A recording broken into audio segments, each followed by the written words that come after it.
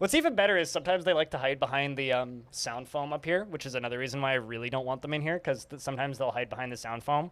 And there's been times like I've looked up and I've just seen like a spider leg sticking out from behind one of my sound foam pieces, and I'm like, nope. Definitely had that happen. I don't know. I'm still very much on the side of like I like spiders and I will try my damnedest to defend spiders, but like for me it's more of a yeah, it's a I will do everything in my power to not just flatten them. Also, you screwed up the count. Lake Bear, no offense. Starting over. All right. Let's put a marker in the chat. And begin year 290 of Longdeath, which begins here at this place, the Absolute Realm.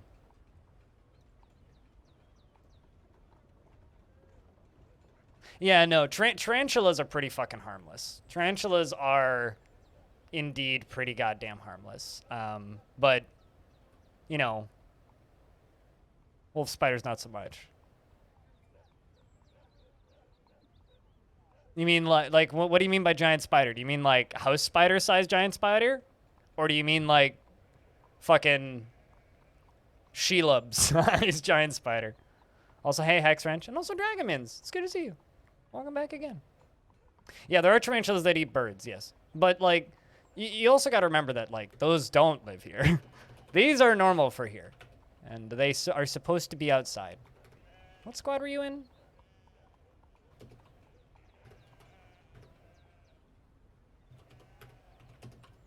Let's get squad number 4 up in training.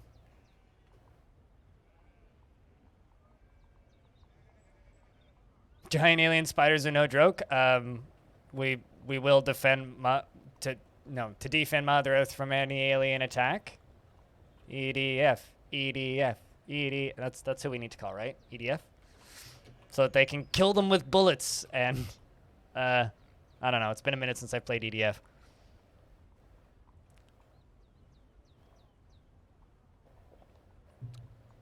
Easier to smash. See, here's the thing, right? Like, I didn't smash the spider that was in my room just now. I put it in a jar and put it outside. Big, scary fucking house spider that's probably going to come right back inside. But I'm going to do everything in my power to keep from killing it, because they are very beneficial to the outside. They're not very beneficial to the inside.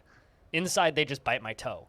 Outside, they kill bugs that I don't want in my house. So, I am totally okay with having these spiders around. I want them around outside. Yeah, I mean, we don't, like, the worst spiders we have around are not venomous either. Did I not do this before they traded last time? Guess not. Okay.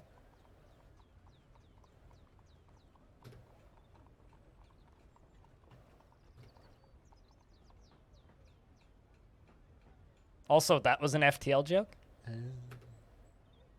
Whoosh. Kivish says, I look forward to our meeting next year. Our fortunes rise and fall together.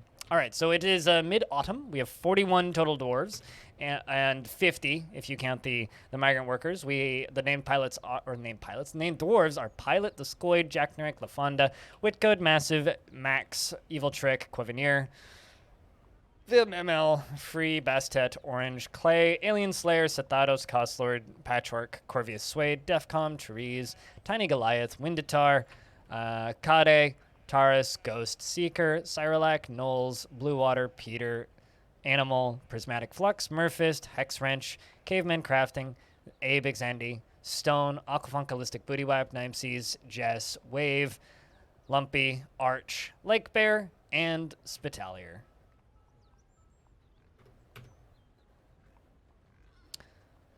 Of aphid eating insects on them. Oh, really? That complicates harvests, though? Yeah. Meanwhile, I spray vodka on my plants to kill aphids. Not very frequently, because vodka's expensive, but it works. You are still baby. Well, actually, no, I think you moved from baby to, like, child. Yeah, you're 9. So you're like, running around and doing things and vomiting and drinking alcohol. Doing just kid things, you know? You're pretty efficient at it, too. The vomiting and the drinking alcohol part.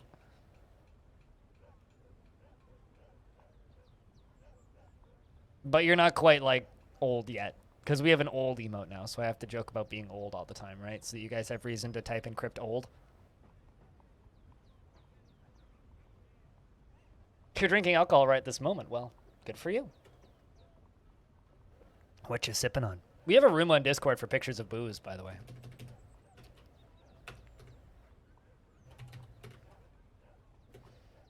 I like how FGS old and Kiri old are like, ah! And then my old's just like, oh. My old's just a cloud. Dwarf become old and dwarf become cloud. This game's intimidating? Why is that?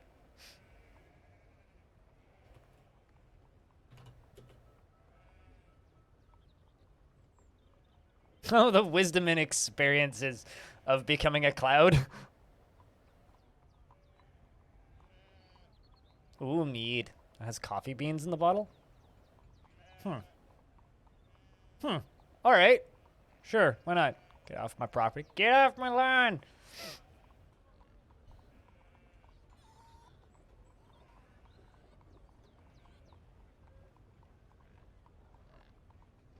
There we go. Get rid of that bloody owl. Oh, right, yeah, we were going to slaughter this horse. I totally forgot about that. I put it there just so that it would be easy to slaughter.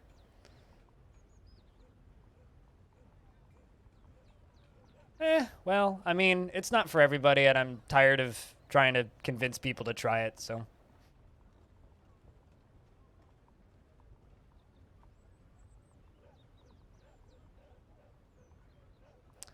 I mean, there's a lack of coffee in DF. I'm still, like, to this point, very offended that we can't brew coffee beans into anything. Frankly. Yeah, I get that, Hex.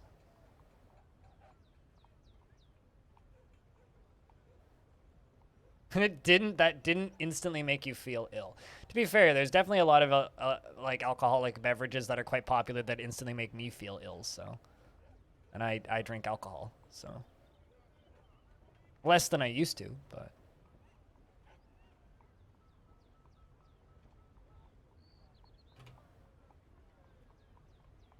Free is an interesting dwarf. This dwarf is utterly harrowed by the nightmare that is her tragic life, but is like totally fine. Or rather, hasn't tantrumed, so I consider that to be pretty okay.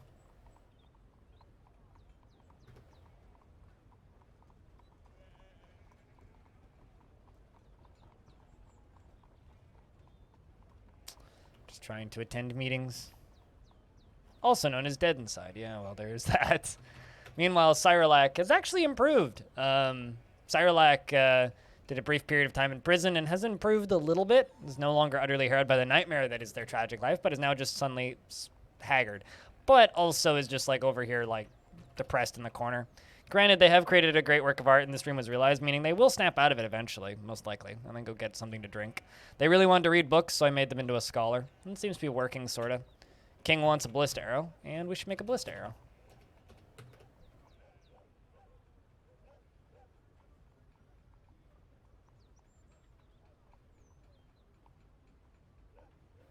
I mean, lots of games are in ASCII.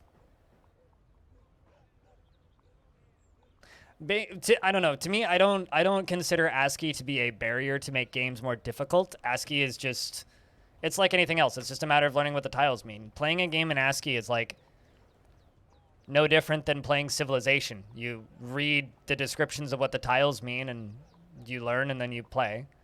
And the argument with the UI is, well, this is my argument against people who argue against the UI in DF, which is every single thing you need is right there.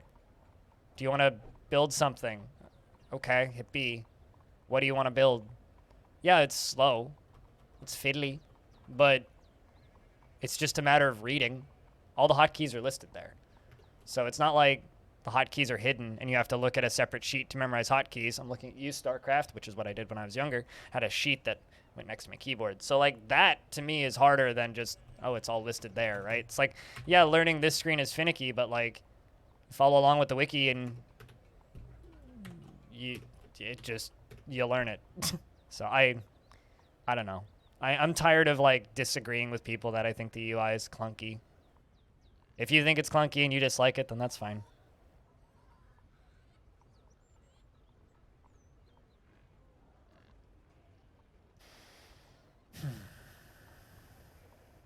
can go so fast it can kill people. Keyboard input can go so fast it can kill people. I mean, I guess that's a thing you could say. You smelled red wine and it didn't make you feel ill. Mixed drink with a stupid amount of strawberries. Your literal favorite thing in a quadruple ale. Quadruple's probably a quadruple Belgian ale, which is like a really, really, really, really, really strong wheat beer.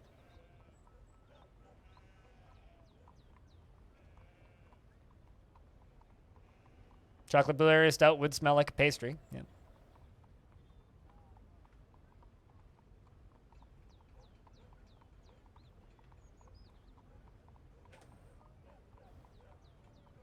You haven't messed with it long enough to have a strong opinion? Then how do you know if it's intimidating?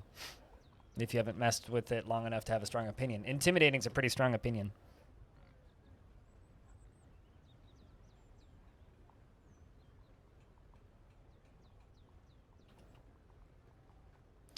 All right. Let's actually just check something real quick. Okay, cool. We still got plenty of green glass blocks. We can dig deeper. But first, actually, I'm just going to stick an up-down stair right there. Drop down. Dig ramps up. And do that.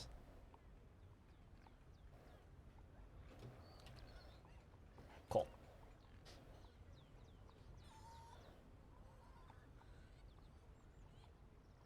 Sure, fair enough. Well, are you interested in learning the game? Is that why you're talking about it being intimidating, or are you just simply stating opinions? If you're interested in learning the game, I can definitely point you towards resources and help you out. Otherwise, you can just hang out and I can play the game and you can watch. Whatever works.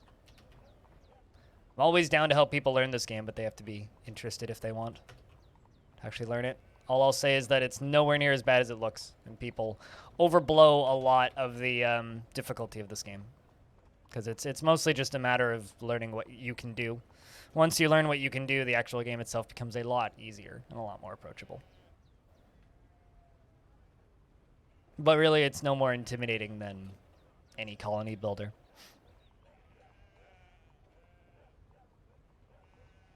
Yeah, I mean, if you like a sense of accomplishment, this game has an amazing sense of accomplishment. I've never felt so accomplished about successfully constructing a door in my life.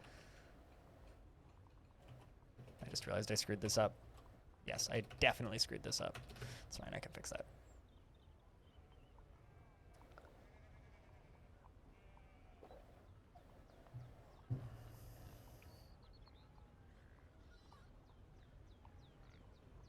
Yep, definitely. I mean, it'll be piece of cake when the Steam version drops. If the Steam version is like half as coherent as the screenshots look, then yeah, it'll be no issue.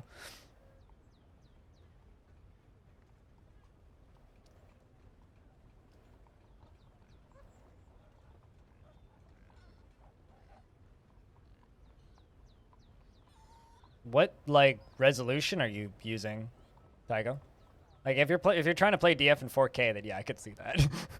Definitely, yeah, that's certainly an issue.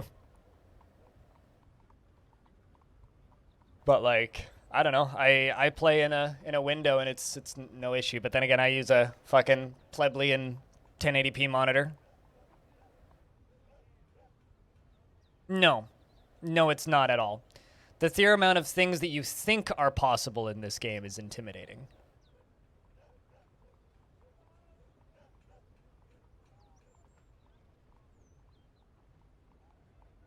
I mean, you mean this? That's not control plus scroll, that's just scrolling.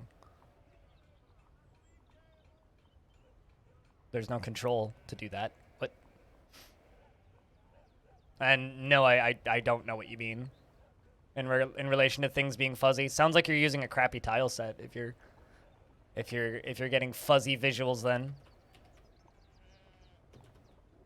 But if you're trying to like play on default curses in 4K, yes, you're gonna have some weird scaling issues. There's not enough pixels in that font.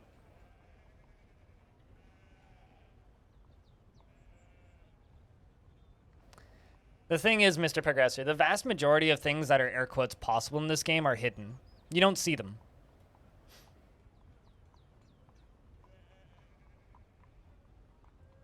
things will happen.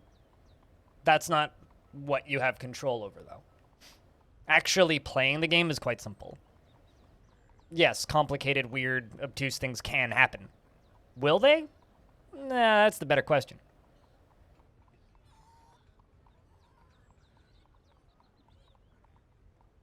It's very easy to make Dwarf Fortress seem intimidating if you don't know how to play it. It's very easy for someone who plays the game a lot to make it seem super intimidating. But in reality, literally, Dwarf Fortress is as simple as provide your doors with alcohol, basic bedrooms, a front door, and some farms so that they can make more alcohol. And in about 4 years, you'll need to make them some new clothes. That's about it. But see, here's the thing, right? You keep contradicting yourself, right? You keep saying that you have no strong opinion, but then posting strong opinions. So if you don't have a strong opinion, okay.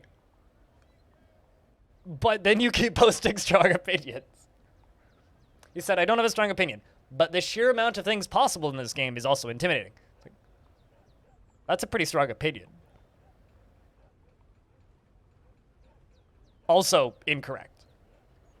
So it's not only a strong opinion, but it's an incorrect strong opinion. It's sort of like the people that we get really frustrated with when they review Jupiter Hell and say, "Oh, this game is too simple. All I do is run into a room and press the shoot button until everything is dead, and then I die, and then I'm mad." Right? It's kind of the same thing. So. But currently, for anybody who's wondering what we're building, we are building a giant tube down to the center of the Earth. And we're actually making some really good progress. We've only got like 30 more layers to go, I think. Because we're on layer 90-something. And we're going down to here. Yeah, we're going down like another 20 layers, basically. Down to about here. And then we can start building the pump stack up. Then we need to power the pump stack. So what we're trying to do is we're trying to fill this whole thing up with lava. So that we can have a giant lava lamp, a giant bong, a giant glass tube filled with lava, whatever. A giant nightlight, giant portable heater, many things. Will it have a practical purpose? I might sacrifice giants into it or something.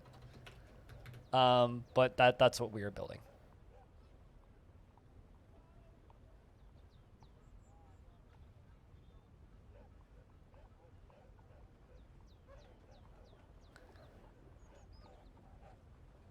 It's actually quite shallow in all of its aspects, except for the history. If you look, I mean, I don't think that it's shallow necessarily. Like the game does have a lot of depth, and there is a lot of things that can happen.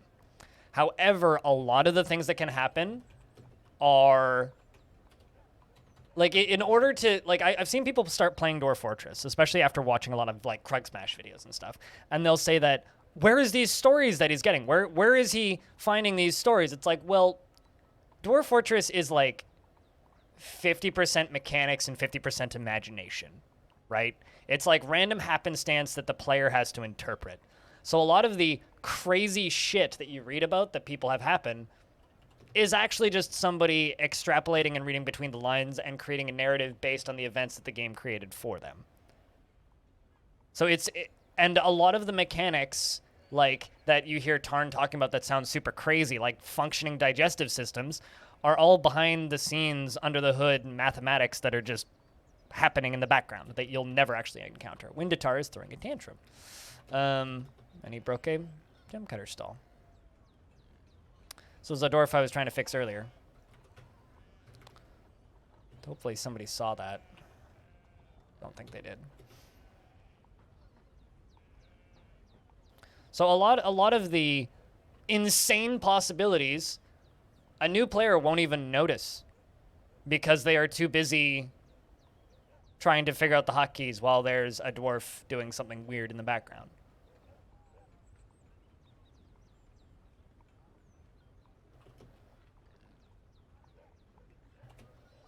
I'm going to remake this jeweler's shop. So like to a degree, it's like, yes, there are some pretty crazy possibilities in DF, but also as an experienced DF player, I can say that a lot of the stuff that you read about is just players bullshitting based on happenstance and things they see that they can create a narrative out of in their head.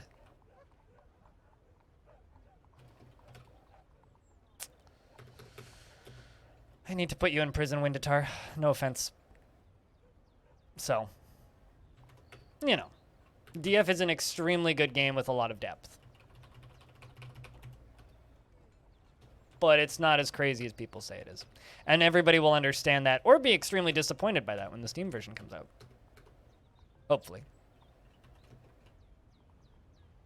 Which is why, like, as good as the Steam version is, I do genuinely worry that, or as good as I think the Steam version is going to be, let me reword that, I do genuinely worry that there will be some negative responses.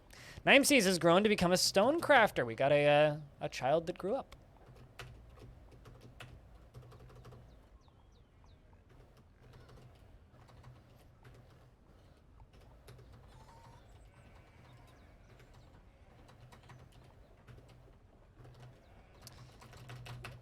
And that brand new 12-year-old can go out into the world and join in with society.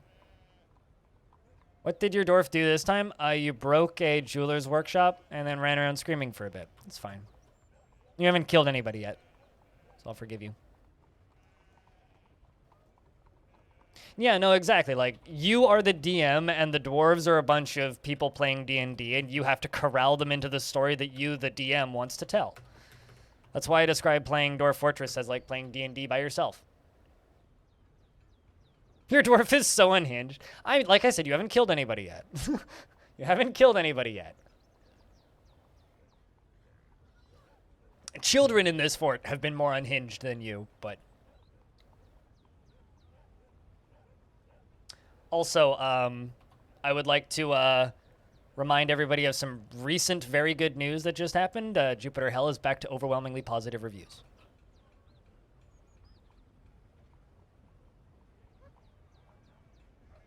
So, hell yeah. Hell yeah.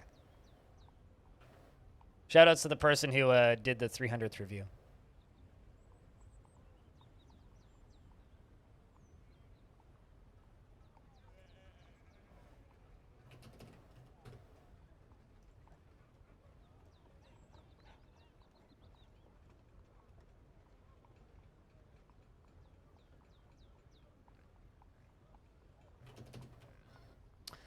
Alright, so now we need to dig underneath this. But yeah, if anybody has any questions or would actually like to get into DF, like, I'd be more than willing to point you towards some resources and answer questions if and when they pop up. But if you just want to know, like, basics so that you can follow the fort and watch, it's also totally fair. I've played a lot of this game at this point, so a lot of the learning curve for me is just muscle memory, so a lot of this stuff I don't even think about anymore.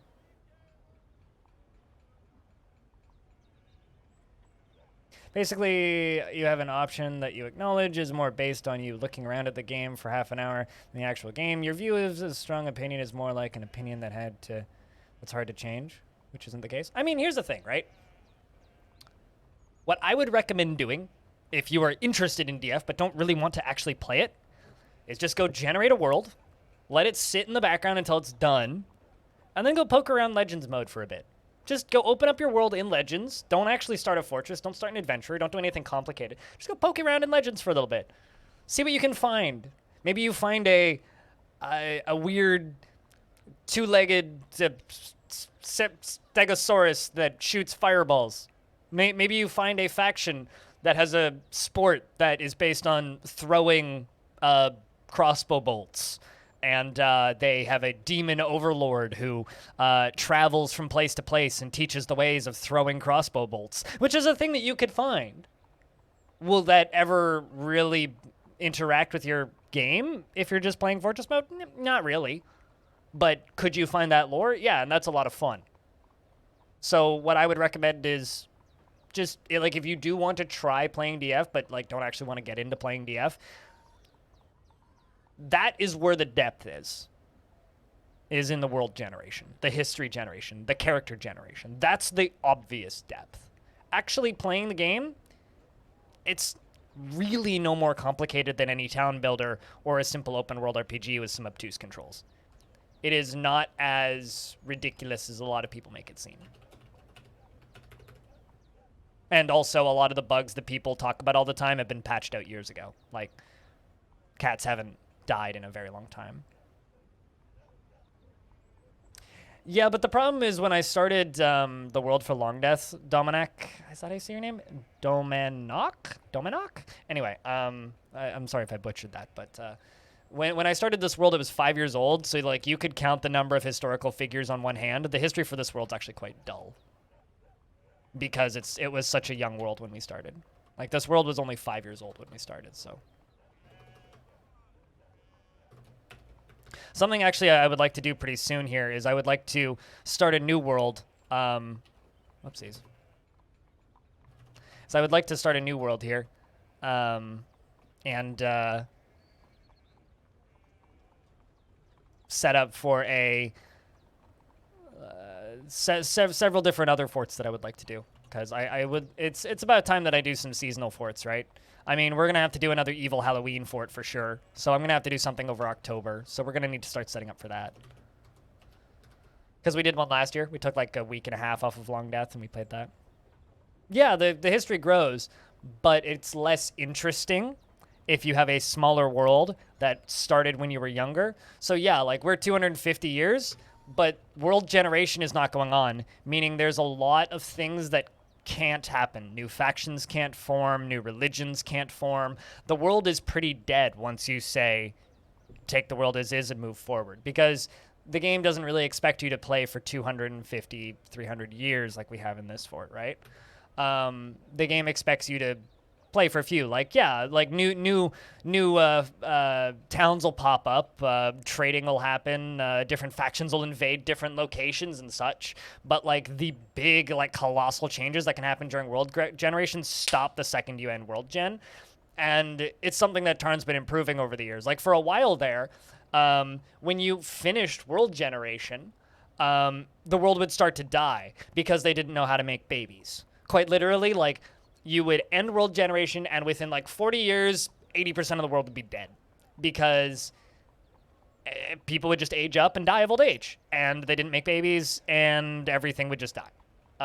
So it doesn't do that anymore. It's actually the world continues to function, but I think it's after Villains Update Part 2, which is coming after the Steam version, is the map rewrite. I think that's when they're doing that in the timeline right now. And the map rewrite's going to change a lot of that. But, like, you know, we're probably, like, a year and a half out from that post-Steam release. So, like, this is a slow-developed game. It's very slow. And it's just going to continue being like that. But fortunately, it's a game that I get enough entertainment out of that I don't really care. I'll take updates when I get them, and I don't really worry about it. I mean, just like we're supposed to get some sort of like global economy overhaul at some point, which hasn't happened. It's like a lot of people just assume that things work the way that Tarn wants them to work in the future, but it's one thing at a time. And you know, DF can kind of get away with that because, well, the game's free, right?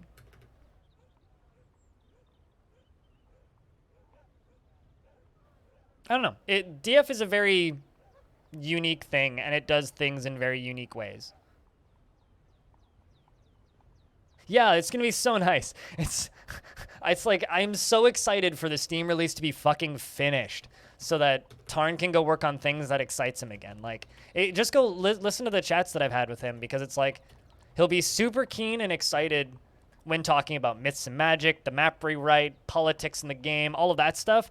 The second he starts talking about the Steam version, he just sounds so bored. Living Project? It's just in perpetual development, whatever you want to call it.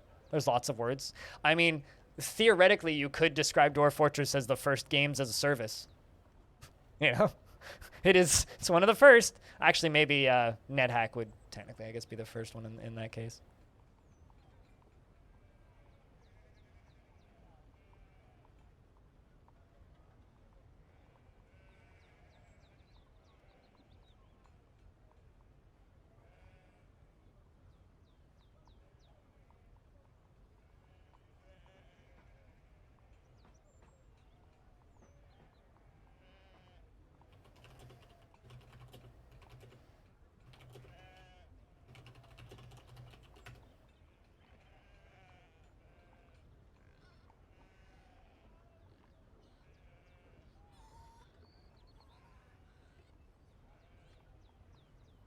feel like it hasn't made a Steam. I feel like he hasn't made a Steam version for so long for a reason.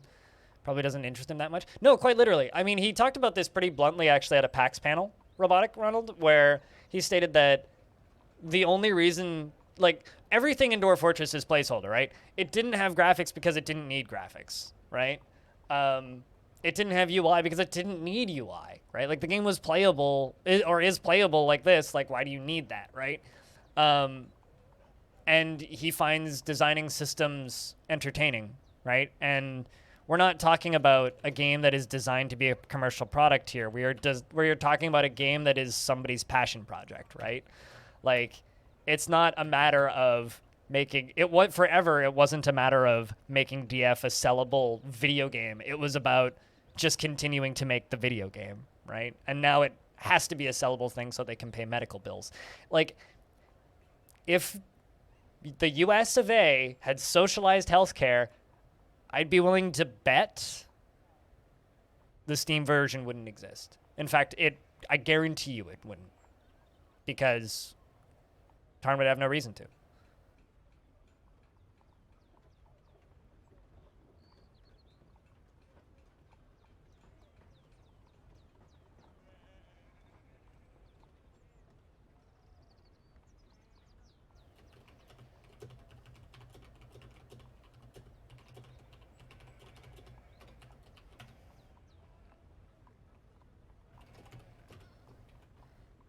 Also, Windatar, you were stumbling around obliviously. I wonder if actually you got caught committing your crimes. Nope.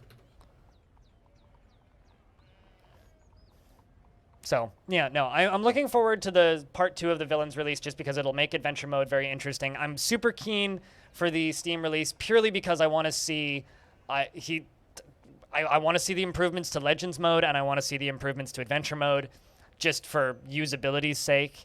If we can get hyperlink text in Legends mode, that's going to be like huge, and I want that so badly. And also, in regards to me doing Legends mode streams, there is a lot of Legends mode on my YouTube channel if you go digging.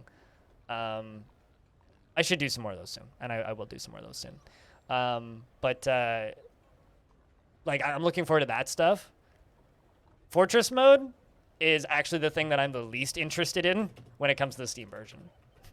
Because it's like, well, I mean, it's still just Fortress mode.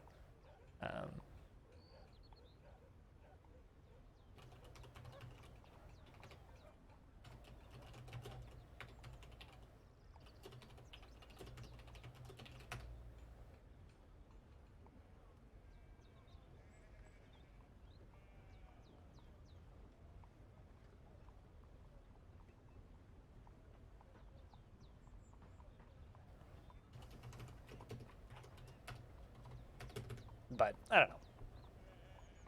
Steam version will be fun.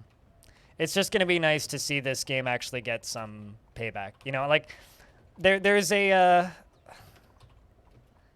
set of videos on YouTube about the guy who made Infiniminer. And there's this absolutely heartbreaking scene where who then later went on to go found Zachtronics, the game studio, and make games like Space Chem, and all that stuff. But like, he made Infiniminer first, right? And he also would go on to make games like Infinifactory and all of those puzzle games that people love and are like adored indie classics, right? So he went on to make that studio, which is like him and like one other person, but he made Infiniminer, which Minecraft was a clone of. And there's this heartbreaking scene of him like at GDC while Notch is like getting showered with awards and money, and he's just like sitting at the back like, yep, he stole my game. And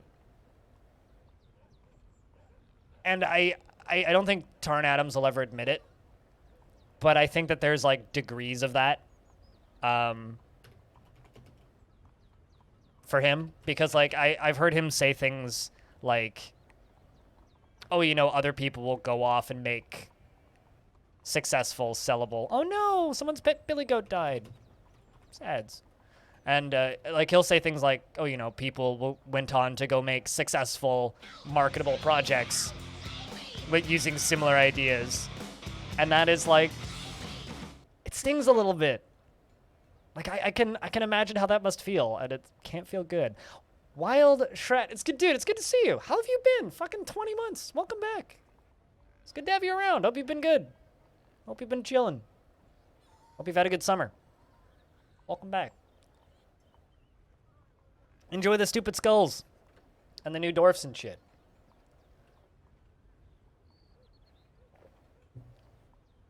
I hate summer too. Fuck summer. It's the worst season. Can't wait for fall, when people gain some semblance of sanity back.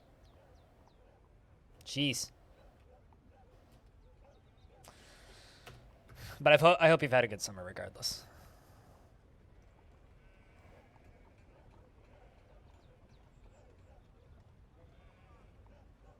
No, absolutely, Tygo. Absolutely. But like here's the thing, right? Doesn't make it any easier for the person who had the idea initially that didn't make all of the money, you know? I don't know. I think it's just, this game has been in development and it's inspired enough things that it, and you know, I'm not really the sort of person who says, oh, this person deserves this success, but this is one of those fringe cases where I do kind of genuinely believe that Harn Adams and his brother deserve more recognition than they've gotten. Yeah, I can't take my skin off for the summer. Selling ideas in art, and the people that are best at it are generally horrible people.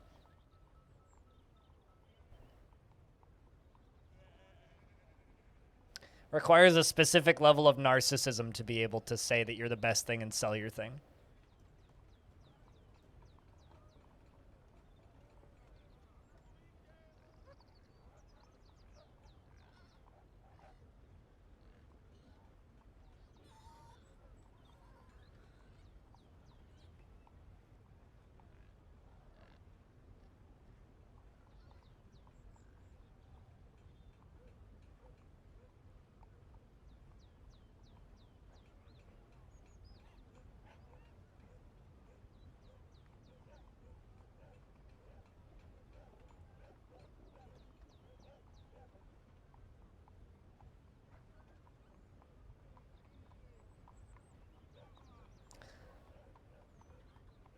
I just got an email and I'm just skimming it real quick because I'd swear it said one thing and now I'm rereading it and I don't think it actually says the thing that I thought it said.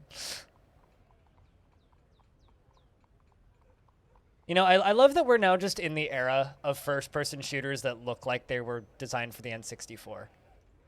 Like we've passed through the era of you know, the classic retro games, and we've moved into a new era of retro, and I think it's kind of fun. All right, how much more of this do we need to dig out? Still a few more, but they're getting it done. Just a matter of the dwarves coming in here and doing it. We are in the year 290, making the fortress 285 years old. That is the current year of the fort. We are building a massive tube filled with, well, will be filled with lava. Currently, it's just routed with glass. Can you remember what year the fort was in when you last watched?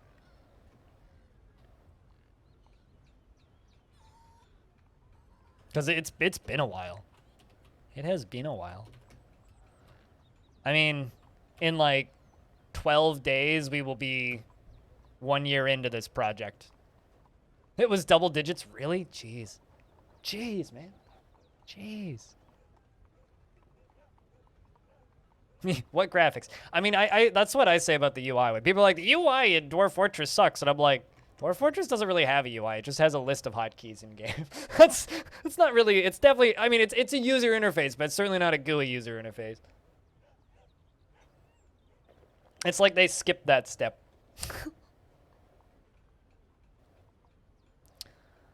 So I'm going to be playing, and he's going to be on voice chat answering questions and talking about the different areas of the game. That's what we're going to do. because he sucks at his own video game. Claims he can't beat the game on easy. So, you know, that's what we're gonna do, Mr. Progressor, and that'll be at 2 p.m. It's currently 11 right now.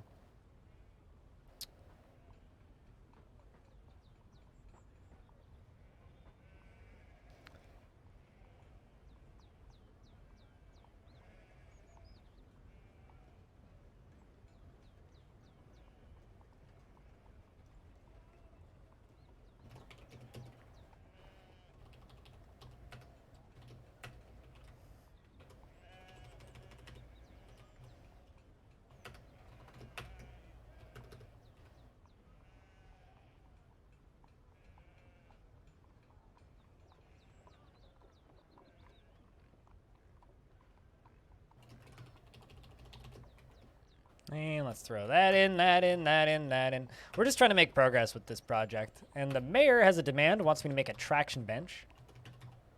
I should just have everything to make it. I told them to make a bunch of tables earlier so we wouldn't run into that problem. My new mayor, Clay, has decided they really, really, really like traction benches. So we've started getting all these demands for traction benches, which is fun.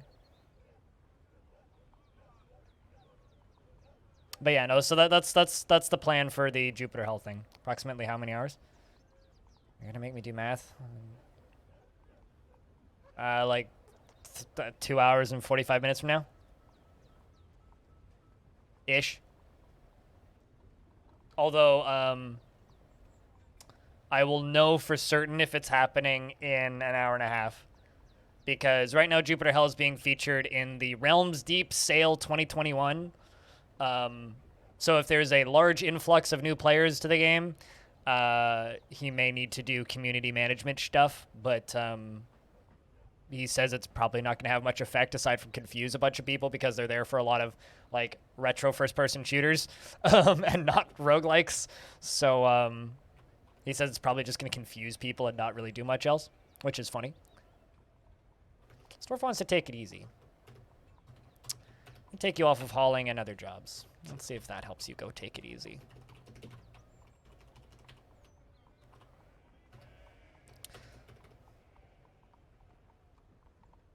It's dedicated to the god of death, where it doesn't people here for it. It's seer and I mean, one of the lesser popular gods in this fortress is the god of death and suicide.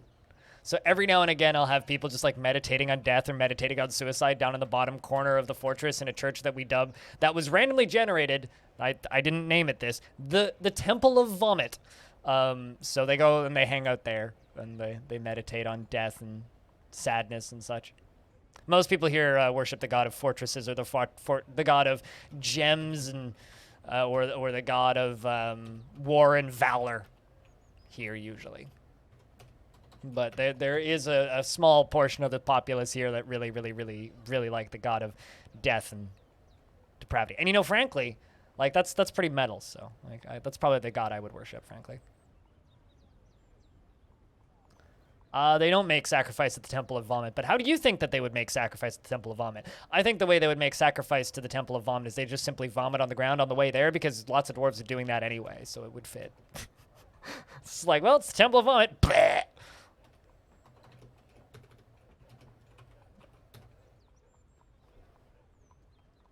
Blessed be those who upchuck before us.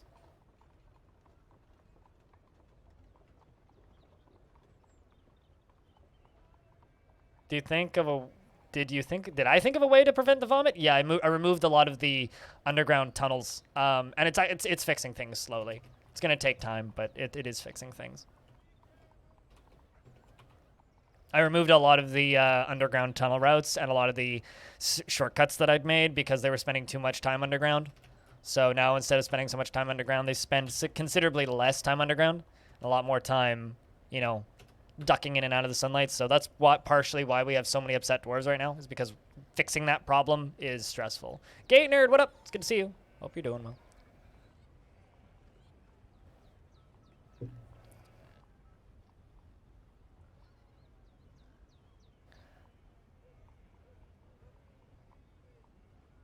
Every time they do go into the sun, they get a massive mood hit. That is the negative. Walking out into the sun and projectile vomiting is a very big mood hit. So it's kind of either you have to balance sunshine and no sunshine, or never give them sunshine. And considering I have to go up to the surface to do a lot of things, such as take care of my animals, which I would like to keep that way, I'm trying to fix the cave adaptation problem.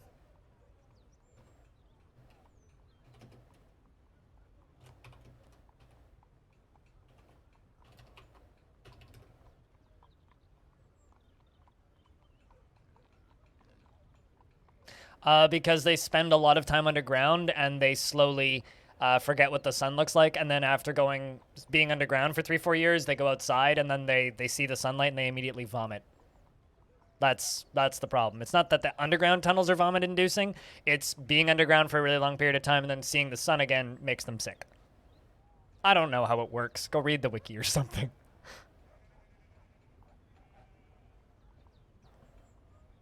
Although there was a bug for a little bit there where it was right after Villain's release. It was like the first patch after Villain's release where dwarves would start cave adapted, which was hilarious because like you'd start a new fortress and you'd just have your wagon and then just immediately all the dwarves would just start vomiting everywhere. It's like, well, this isn't working properly. How did they miss this bug? So that was kind of funny. Dwarves are not permanently underground creatures in Dwarf Fortress. I mean, same with like Tolkien lore, right? Gimli is out and about all the time, right? Like, yeah, they will go underground, but they have big skylights, and they spend plenty of time going underground and hanging out for a bit, and then they go outside. Like, they're kind of a both, right? They have their deep minds, but they also spend lots of time outside. Gnomes in Dwarf Fortress are the perma-underground critters. And like lizard creatures and like the weird, or not weird, but the tribal critters that live deep in the depths. Those are the permanently underground creatures. In Dwarf Fortress, dwarves are not permanently underground. In fact, they're more supposed to be kind of like a hybrid between permanently underground and going out. Can you get cave in DF? Can you reform the question? Because we are currently digging in caves right now. I don't understand the question. In DF, dwarves can live such that they never leave the underground. Yes, exactly. So you in Dwarf Fortress, you can absolutely have permanently underground dwarves. The problem is once they become permanently underground dwarves, it's harder to bring them back up to the surface if you so want to. Oh, can you have cave-ins in DF? Yes, you can if you completely remove any support. It's kind of like Minecraft right now. For a brief period of time, the game did have structural integrity, but it was destroying people's frame rates to the point where the game was actually unplayable, not like frame rate death unplayable. So it was removed and supposedly is going to go back in at some point. But right now it's just like Minecraft where one block can support the entire world. But like, if you remove all the supports, yes, things can cave in. And accidental mining accidents where things cave in do happen, and they happen quite frequently. You would love to see embarks in the cavern layers, though? Oh, like starting in the cavern layer? There's some weird things you can do with like world requirements and such where you can make that happen. But it's not like designed to be that way.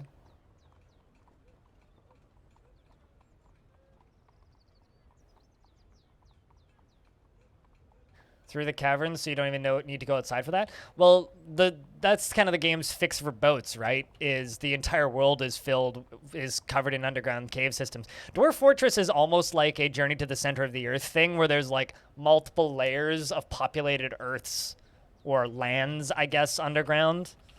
It's almost the Hollow Earth theory bullshit, right? But not quite. So like the entire world is connected with underground caves, which is how the mega creatures travel from place to place, and it's how factions will get out onto small islands in the middle of nowhere through the underground. It'll fall into the sky. Yeah, kind of. The world is also flat. We don't know that, right? Like the way I imagine it is this is a small portion of a larger world, not a flat square floating platform in space. But, you know, you can imagine it however you want. I believe that Dwarven mapping isn't entirely the most advanced. So I don't believe that the worlds are flat. Considering the game does generate a star and a moon for the player to play with. I don't believe DF is a Discworld, no. You can, though, if you want to. You can have your headcanons for whatever you want. Just like you can believe that all female dwarves have beards. They don't in my worlds. Dwarf Fortress is contortable like that. Set it up the way you want it. That's mostly the fun of it, in my opinion, is making what you want out of it.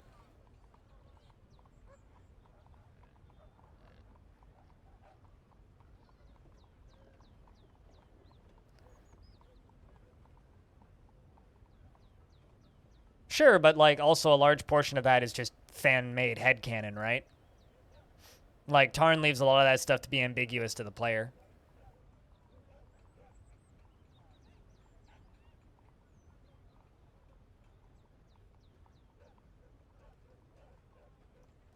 Okay, can I just say that someone is just leaving puns on Longdeath and I love it? This person says, chat, what do dentists call their x-rays? Toothpicks. What did an ocean say to the other ocean? Nothing. It just waved. These are the best YouTube comments I've ever seen. Do you hear a construction joke? Sorry, I'm still working on it. Why do dwarfs laugh when they run? The grass tickles their balls. What do you call a psychic dwarf on the run? A small, medium, at large.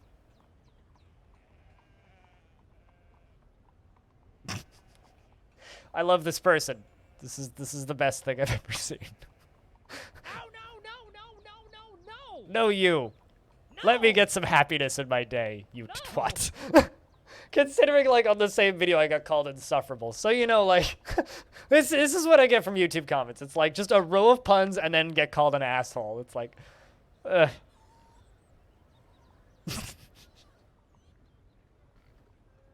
That's the point. Oh, you got a couple paper puns, puns about paper, but they're terrible. I like it. Keep it up. Geronimo Fuzzatron.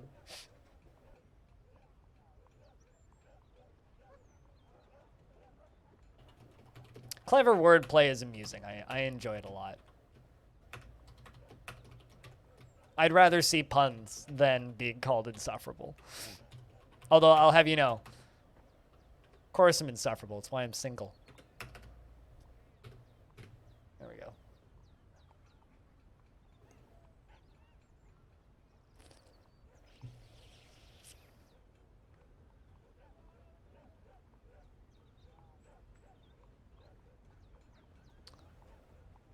Scholar topic. Oh, really? Shape of the world? Huh.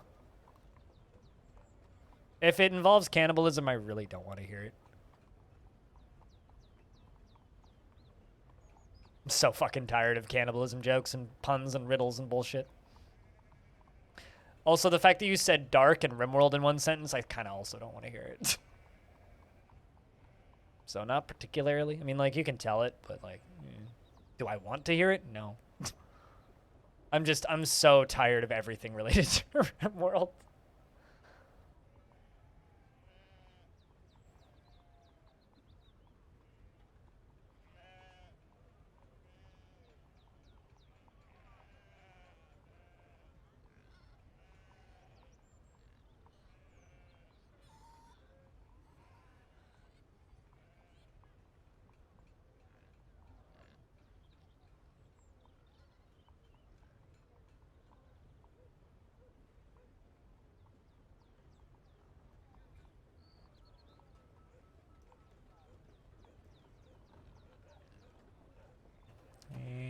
Let's unforbid that.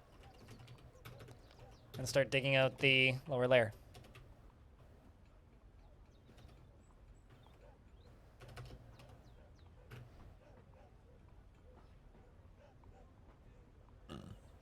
Dwarf walks into a bar, tearing the skull and bruising the brain. Many dwarves have done that. Also, we're on layer 100 with the tunnel. So hallelujah, making progress. And the king demands 2 more ballista arrows. All right, king.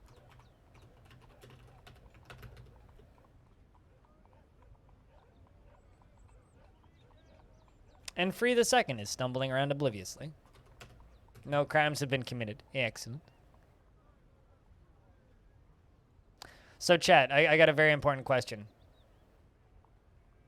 What's your Ooh. I think that this flask is cooler than the mead itself, but that's some pretty nice looking mead. God, I want some mead real bad right about now. Anyway, chat, what do you guys think of the new meat emotes and which one's your favorite?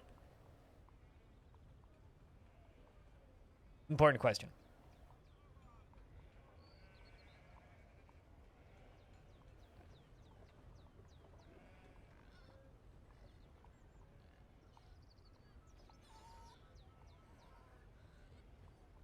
You guys like Crypt Happy and Crypt Old? No lovers of Crypt Pick? Crypt Pick goes real well with the paywall emotes. You can have like, eh.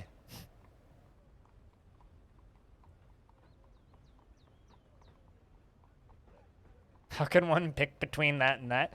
I mean, this is like a don't come between me and my son ever again. It's like first you start off as Crypt Happy and then you become Crypt Old. All right, let's build these up.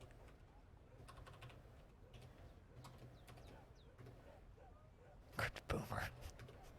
I hate you, wave deflation.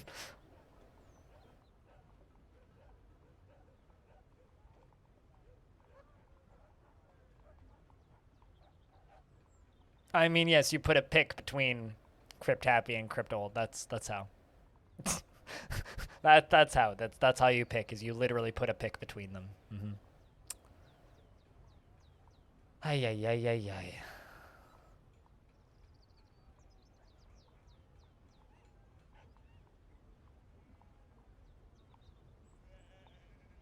Ay ay ay ay ay. Thanks for all the comments, guys. You're too kind.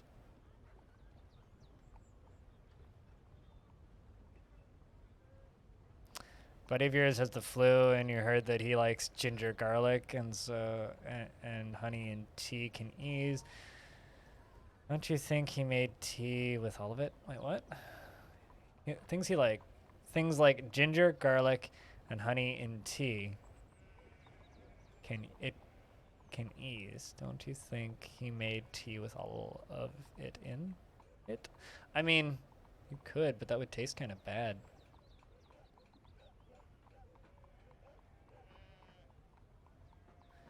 Found a particularly bad one. How much does a dwarf drink? A gallon a day. I mean, I don't actually think that's accurate. I think it's more like a pint every 3 weeks. I'm pretty sure that's like pretty close to what it actually is. It's like a pint every 3 weeks. So chat, I want to point out something that's kind of funny to me, right? There's somebody who's very dedicated to disliking me. There's somebody who leaves a dislike on every single one of my Longdeath VODs. And it's like clockwork. It's like literally the VOD will go up and within like 8 to 10 hours, a dislike will appear on it. I'm pretty sure it's the same person. I'm willing to bet it's either the person that's saying that I'm insufferable or the person responding to the person that's saying that I'm insufferable. It's one of those two. One of you. Damn you. How dare you dislike me? How dare you be so dedicated to give me a view on every single one of my videos and leave a dislike? Free interactions, right? It's like, how dare you dislike me so much?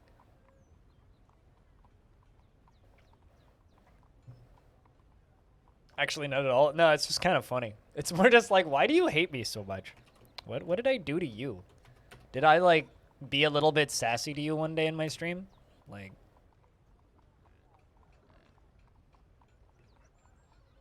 Ah, I got you. DGAF. I mean, honestly, if it was you...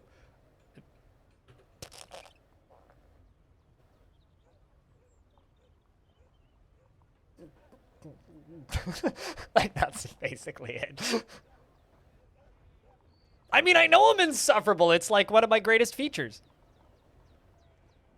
I am constantly in suffering. Wait.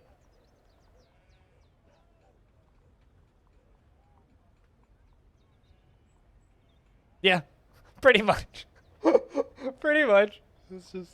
Well, it's not even that it gets me... It's not even that it gets the, like, acknowledgement, because I very rarely acknowledge it. It's just more I find it kind of funny. Like, honestly, that's all it really is. Because, like, I know some people who've gotten, like, genuinely upset about, like, getting dislikes on videos and shit. Windatar is tantruming again. But, like... It's more, like I said, it's genuinely just funny to me. All right, Windatar is running up here. Please go. There you go. Breaking a couple windows. A lot of dwarves saw that. Windatar, you ready to go to prison? Because you get to do that now.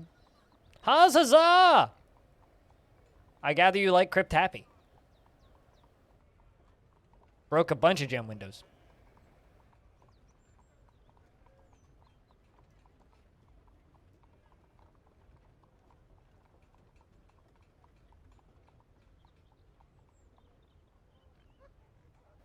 No, I'm completely sure that's true.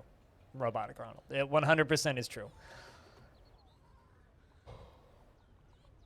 That 100% is true.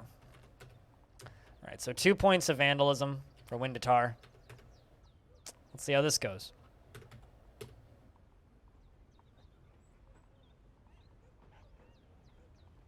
I mean, okay. But maybe you did kind of post my happy emote, so you know, be all like that. Nah. I mean, ew, it's huzzah. I hope he was forced to have a shower today. Ugh. Gross. Is that better reaction? I don't know. I like your streams, man. So of course I'm happy to see you. I'm not the monster people think I am. I mean, kind of a monster, but... What am I planning? To pest you to play more Jupiter Hell on your stream? I don't know if that counts as a plot, but...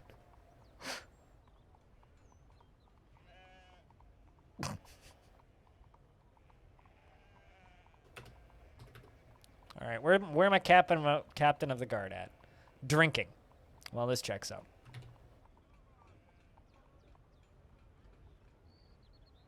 Taking your weekly shower? Excellent. On Monday? Cool. Good to hear.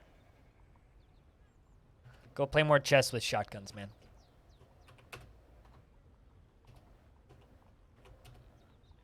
Let's get those windows repaired.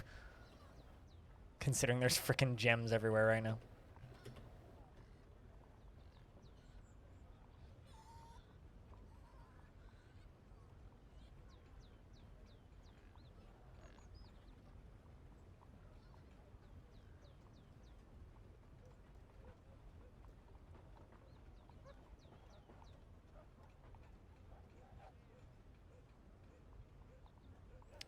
Going to go research, as in, like, you know, not chaining up Windatar?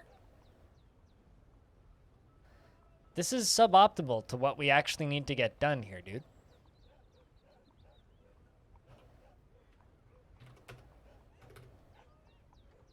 What was Windatar's... Oh, wait, what? Hold on a second. You got 2 counts of vandalism and your prison sentence is nothing?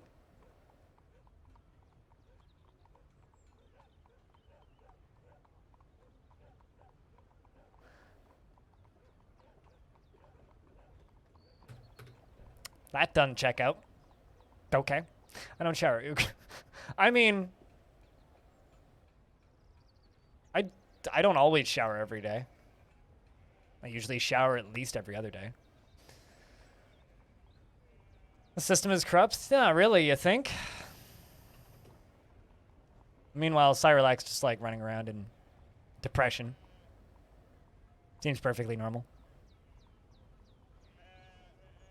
Once every 30 days or something? Or are you saying that you bathe every day instead of showering?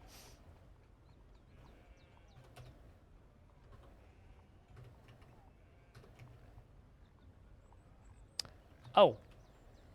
Never mind. Windatar did get a punishment. He got beaten. Very brief beating, but still a beating. Meanwhile, my captain of the guard is discussing toxicology, so the logic behind poisons. So what you're saying is because if I recall correctly, Fuzzatron, you work in a restaurant, right? So you go into work, you roll in the rosemary, right? And then you like stick some oregano into your shirt, and then you spray yourself with olive oil, and then you go into the bathroom and you cover yourself in Axe body spray, right? Bathing like royalty.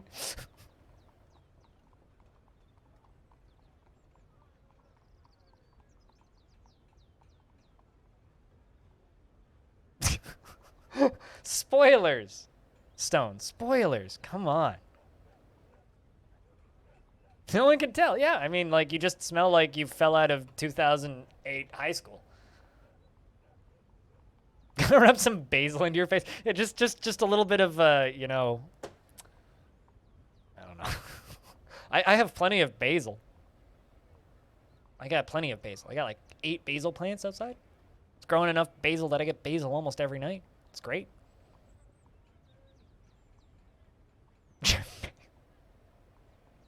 Why is that so funny? I'm just so sad that Jeff Bezos no longer works at Amazon, so we can't call the Amazon balls the Bezos balls anymore. I really hope that Bezos balls still pops up on Google.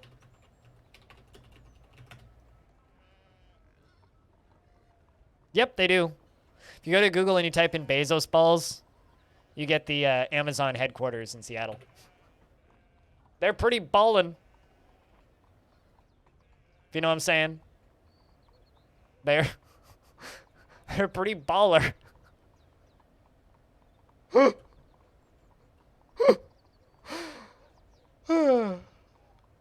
Coriander really brings out the natural glow in your skin, or you're having an allergic reaction. Well, I mean, you know, we'll never know whether or not you're having a an allergic reaction or natural glow. But regardless, you'll look flabulous. Flabulous? Flabulous. Yeah, that's a word. Flabulous.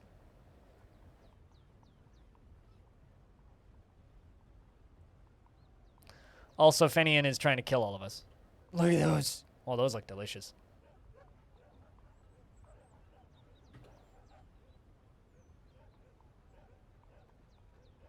They see me ball and they hate in. Wait, what? Although bawling is like a term for crying, so I'm not sure why they'd be hating on you for crying.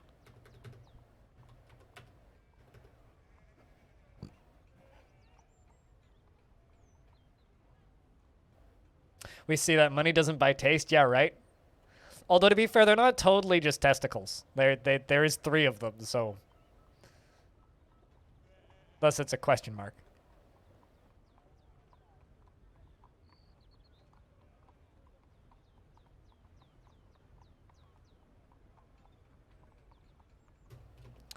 Are you okay over there, Dwarf? Disgusted after being nauseated by the sun. That's what you get for standing near a window. It's actually, like, above you. Bezos alien confirmed. Okay, I really, really, really like those combos. Stone, those are good. Not an intentional Total Recall reference, but now that you mention it, yeah, it kind of is a Total Recall reference. But no, it wasn't initially intended to be one.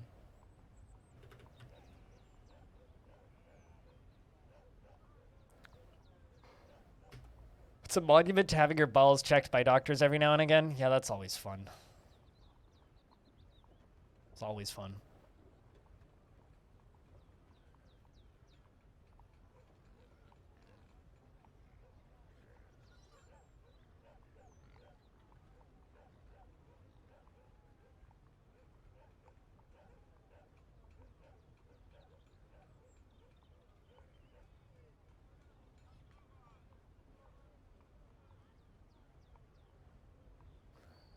I just reported a Reddit post for spam because this person posted a video on the roguelike subreddit, and this is what their posts all look like. Best Metroidvania games so far 2021. Upcoming roguelike games. Best Metroid video games of 2021 so far. Nintendo Switch games with co-op. Top 20 PS4 indie games. Best Metroid video games. Every game shown indie. Yeah, no. Yeah, good luck posting on the roguelike subreddit with just like a bunch of fucking trailers and a montage.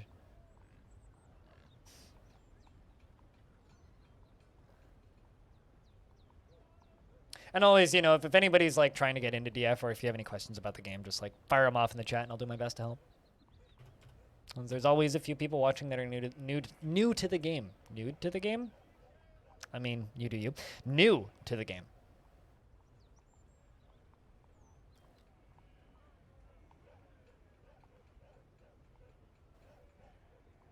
Do you notice you have 3? A doctor you should see. Yeah.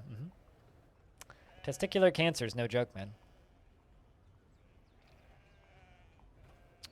I love that the dwarves actually know how to play the instruments here. Like this instrument, the galom is literally just a timpani. It's just a giant drum.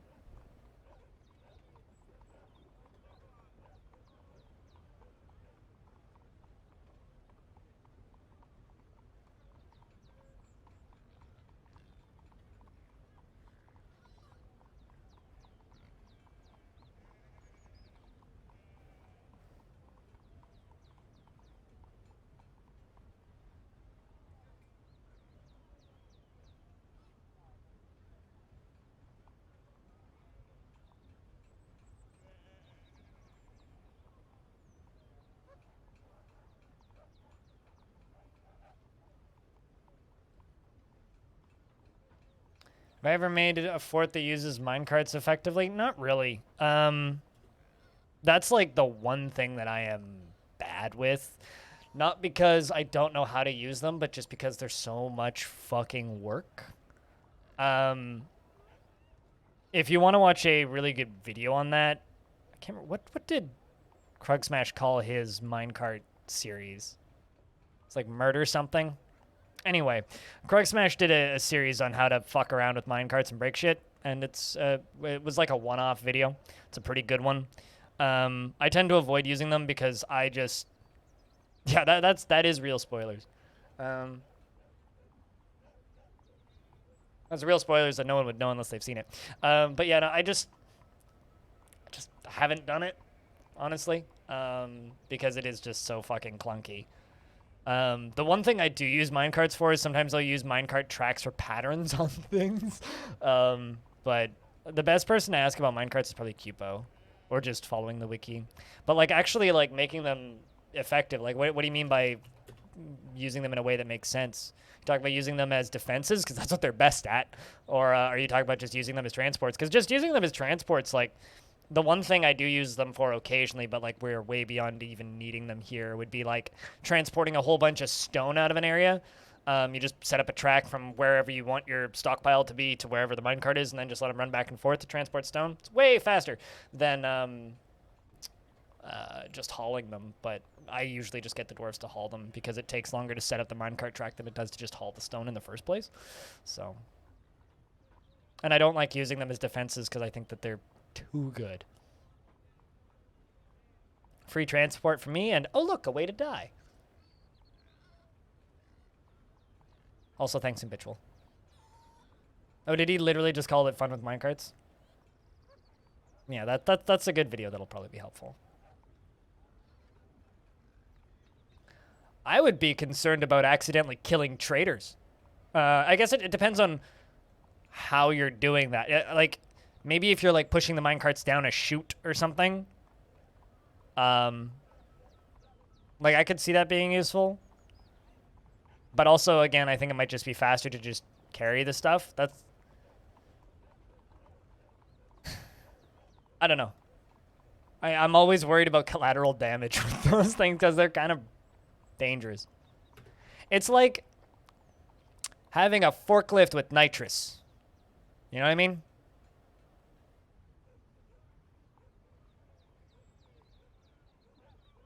Yeah, but you build fortresses with a very different goal, or you're building a fortress with a very different goal in mind than me right now. I'm focused on long-term surviving. You're just having fun in the caverns. And yeah, every now and again, I'll do forts like that too, where I don't give a fuck if I kill things. This particular fort, nah. This particular fort is all about survival and trying to have as low a body count as possible. And this human is really slow.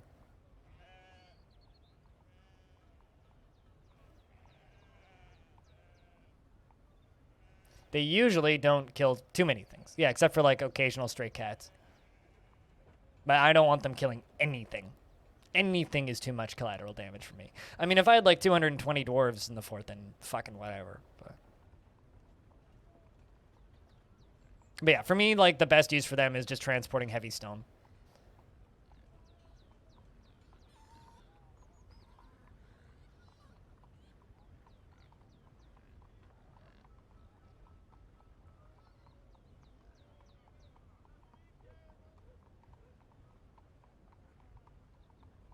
Yeah, and this is why I got really irritated with you the last time you were in my chat.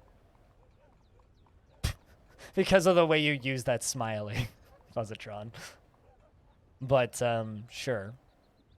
I have faith that you're not going to die.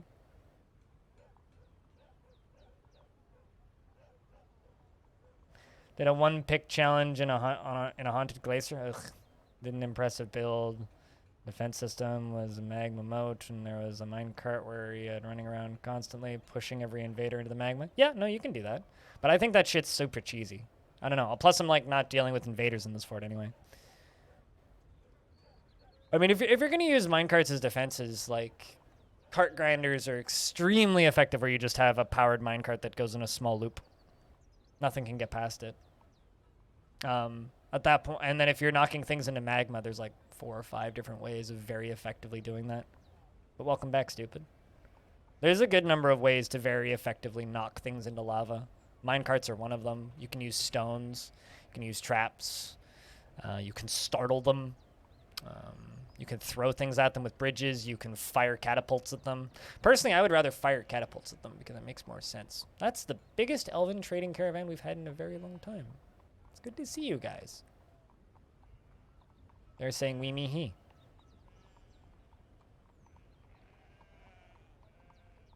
Cool. Decades more to improve. Sounds fun.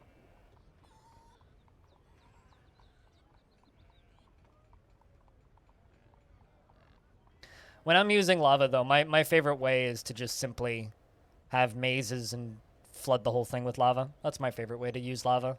And then have automated drainage systems that drain down into caverns or off the map or wherever. It's my favorite way to do it.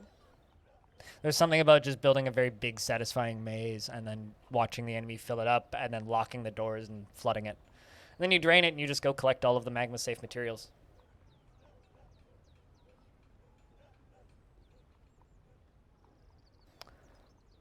I didn't even get that one. that one went over my head, Stone. Totally missed that one.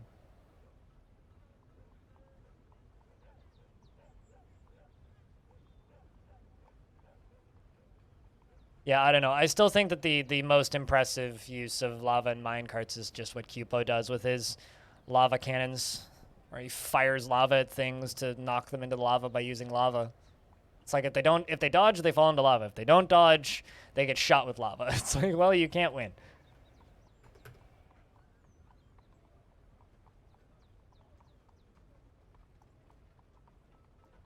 I mean, I don't use bridges.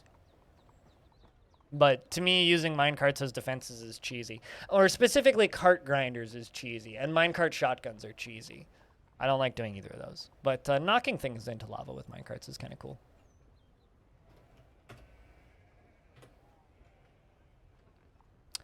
$10 emerald dye. Ooh, I gotta dye some cloth.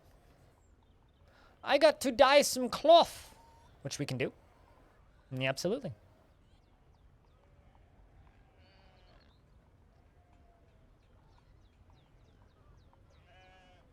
Mm-hmm. Yep, these are things that you can do. I just wish I liked playing in haunted biomes more. I just don't. It's not the kind of challenge I find fun, and I hate looking at them. And just the color palette of the evil zones are so blech. Like, I'd rather build a a deep, like, third cavern layer fortress than a haunted zone fortress, which is about the same level of difficulty. Like, the Cadaverous cave crawlers and the Forgotten Beasts and the other fun stuff that you find down in the lowest level is significantly more interesting to me than, yeah, than the reanimation system. It's like, well, the clouds of gases are just silly, and the reanimating of zombies is just... Mark's dwarves are good at that too, yeah.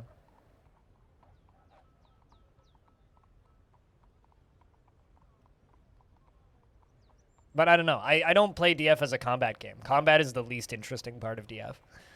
So. And it makes me kind of sad that, well, not sad, but it just makes me kind of roll my eyes because everybody just like, whenever they talk about DF, they're like, well, I did this to kill this thing. It's like, really? Why don't you just like be friends with them and trade with them and learn about their history? But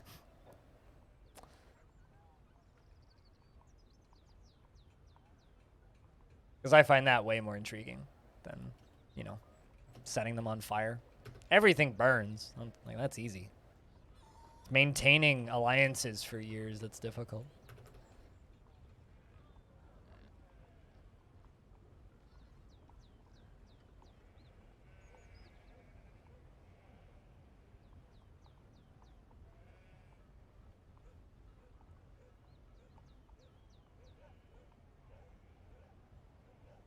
I don't believe Tarn has ever spoken about that, so I'm not going to say that we'll have that.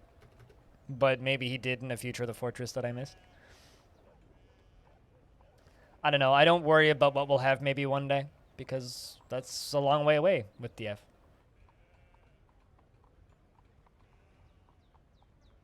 you done a long-running world where you disable Legends mode generation? What?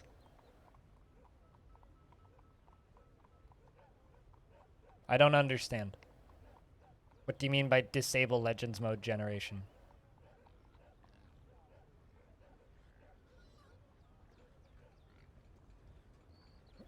Well, I hope it's a good trip past it. Why would you want to? It's not a question of is that possible. Like, that's like saying, have you played DF without generating a world? It's like, so have you stared at the main menu? What? I don't get it.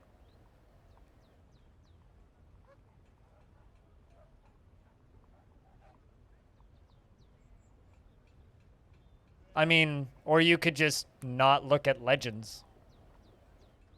I mean, sure, theoretically you could lock yourself out of Legends, but yeah, that's not without Legends. That's just don't look at Legends.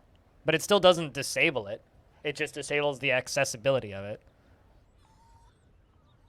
It just means don't look at Legends mode.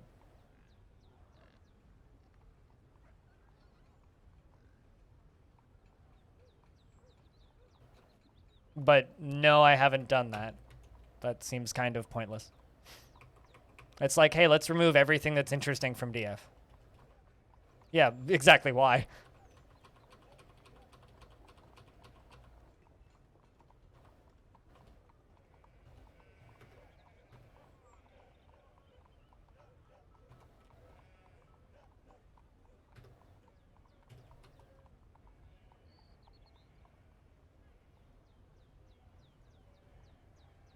But no. Also, this is the only real long-running fortress that I've ever done. Previously, my longest fortress was like 45 years or something.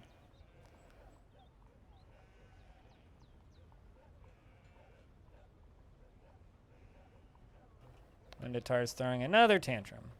Well, some things never change, I suppose.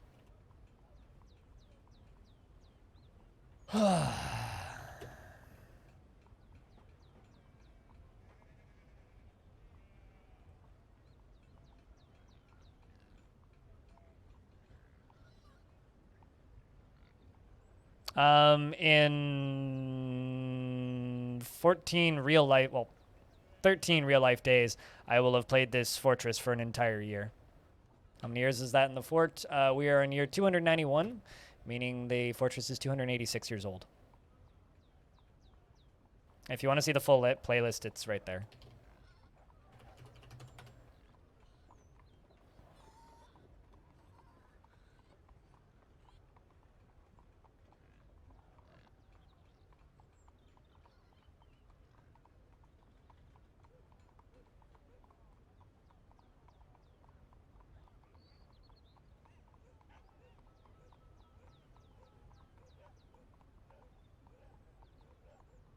Also, I think I forgot to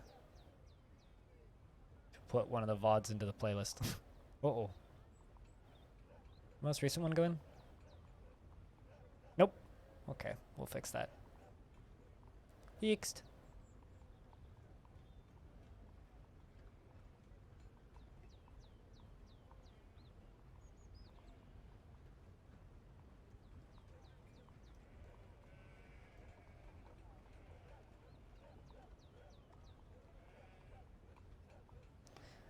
Only recently because you also thought it sounded stupid. It's actually kind of neat because the world is slowly unveiled with travelers and their stories. I mean, like, I could believe that. I could agree with that to a degree. But I also don't because I don't go studying Legends mode, right?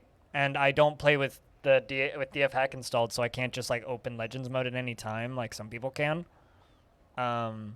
And I'm not constantly referencing things.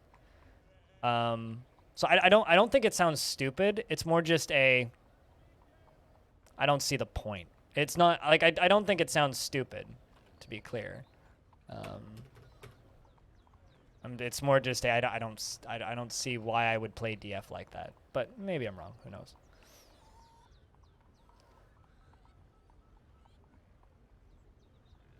Yeah, I saw that.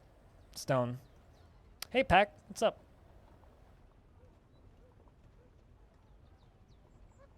It's cheap and really prone to cracks. Just like sand. It's coarse and it gets everywhere.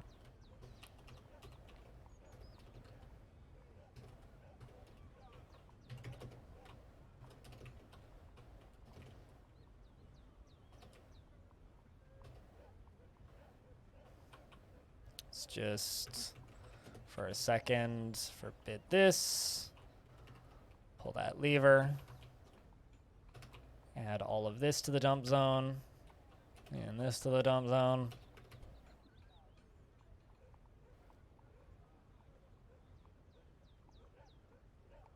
I mean, you don't need Legends Viewer. I mean, it's helpful, but it's totally optional.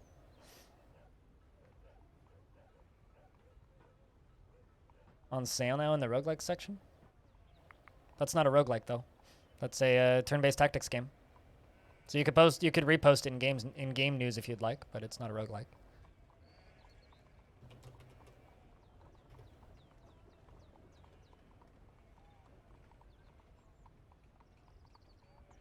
It's a tactics game like XCOM.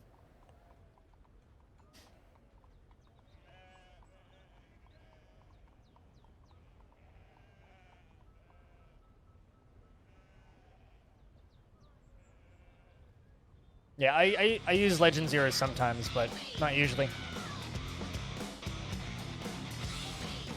Oh, look, a button to click.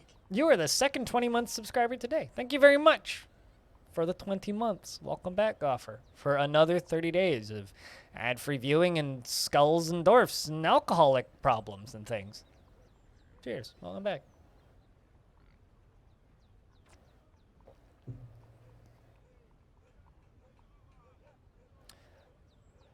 I don't know. To me, Legends is the most powerful storytelling tool DF has, and it's what I find the most interesting. And I think that if the information was more accessible in-game than it currently is, I would be more interested in using something like disabling the excess of it from the outside of the game. But I'm pretty sure I'm aware of how much of the lore is accessible directly through the game right now, and I would rather have access to Legends mode.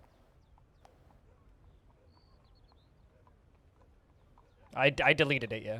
I took one look at it and was like, yeah, no. I'm not roguelike, sorry.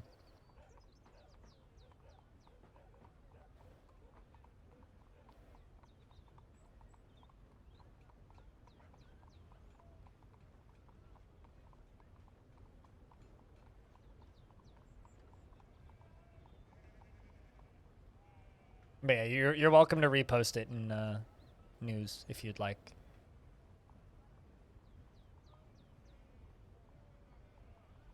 Also, speaking of news.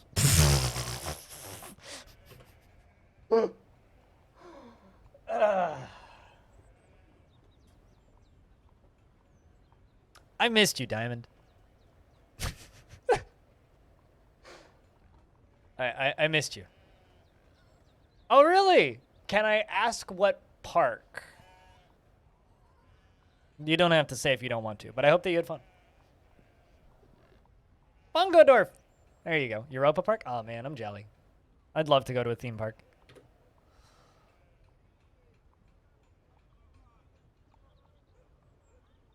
Can someone please animate that so we can put that on Better Twitch? Please.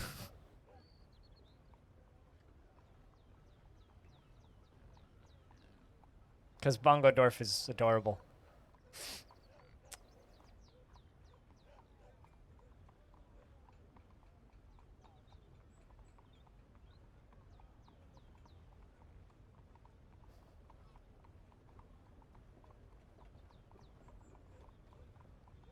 Yeah, no, I mean, I wouldn't even call it that pack. I've watched a couple of streams on that game. I wouldn't even call it that, but it looks like a neat game though. Like, I'm not knocking it. It's just, it's not a roguelike. So wrong section of the Discord, but thanks for posting. Lots of games are on sale right now. A lot of big sales going on. Which is always fun season.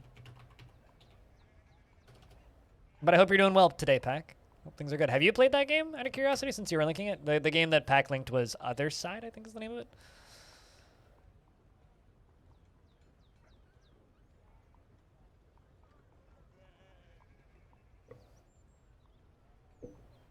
Yeah, Other Side. Yeah, that game looks neat. I don't know. It was one of those games that's like I asked for key and they didn't send me key, so I just kind of skipped it because of that. But I don't know. The game looks neat. Also, for those of you who don't know, later today I'm doing a stream with the developer of Jupiter Hell, where he's going to be answering questions while I play the game in the background, and he's going to talk about the different areas in the game, and it should be fun. Thought it was something I would enjoy. Maybe. Bit too anime for me. Bit too anime. Besides, like, I'm pretty stacked for games right now. But then again, I'm always pretty stacked for games. The problem is like, every single game I play, I could put 1,000 hours into it, so it's like, I always feel stacked for games, even if I'm only really playing 2 or 3 games at the time. Like, tomorrow I'm starting Cogmind, which is going to be a journey. Put it that way.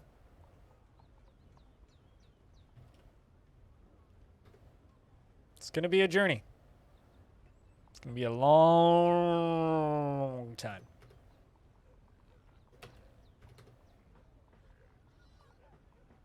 Last spell? Last spell, that's turn-based tactics. They are billions, right? I don't know. I'm not super big on tower defense games, which is kind of all that game looked like to me. It looked like a tower defense game with meta progression and some light tactics. It was kind of, eh. I mean, on the topic of XCOM, I've been getting the itch to play some open XCOM. So, and I've been watching some other people playing open XCOM recently, and I'm like, maybe we do that? But yeah, no, I don't really have much interest in the last spell. A lot of streamers that I know who played it got paid a lot of money to stream it. So that's why you saw so many streams of it for a while there. Soundtrack's cool, though. That's the one thing I really have to say about the last spell is if that soundtrack gets put on vinyl, buying it the second it goes on vinyl. Because that soundtrack's a banger. I have it on Discogs, or not on Discogs, on Bandcamp already. I picked up a soundtrack. That's fucking great soundtrack. Soundtrack slaps, but...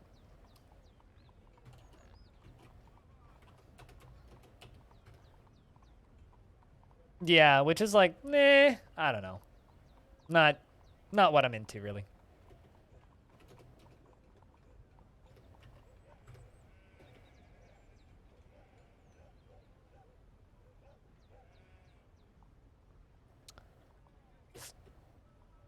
Uh-oh. Oh, no. If this dwarf gets squished... Oh, that was close. That was close. That dwarf almost got crushed by my garbage masher. By, like, a frame. Whew.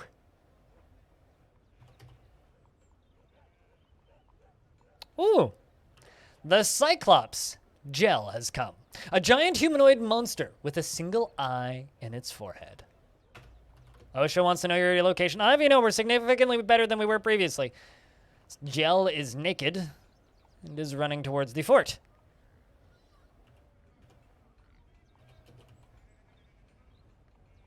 Hmm.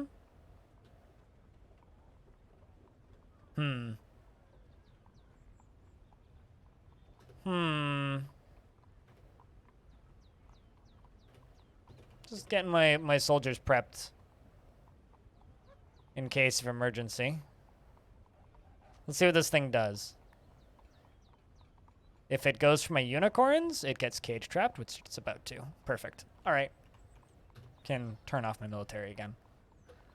Another one for the collection. Excellent. Excellent. Excellent.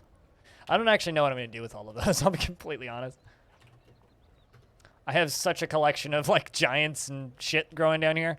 Let's see. We got 1, 2, 3, 4 giants, 2 minotaurs, and a cyclops in this stockpile right here. And now 2 cyclopses. So at some point I'll do something with all of them. I don't know what, but put them all in cages or something, put them behind glass. Who knows? I haven't decided yet. I'll figure that out once I'm done with the giant underground tube. But yeah, for XCOM-ish games, I've been seriously looking at Open XCOM.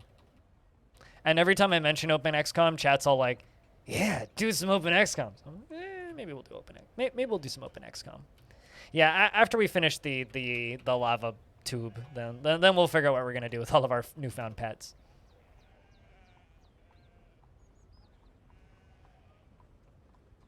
Cage traps seem more so. Depends on what you're trying to do.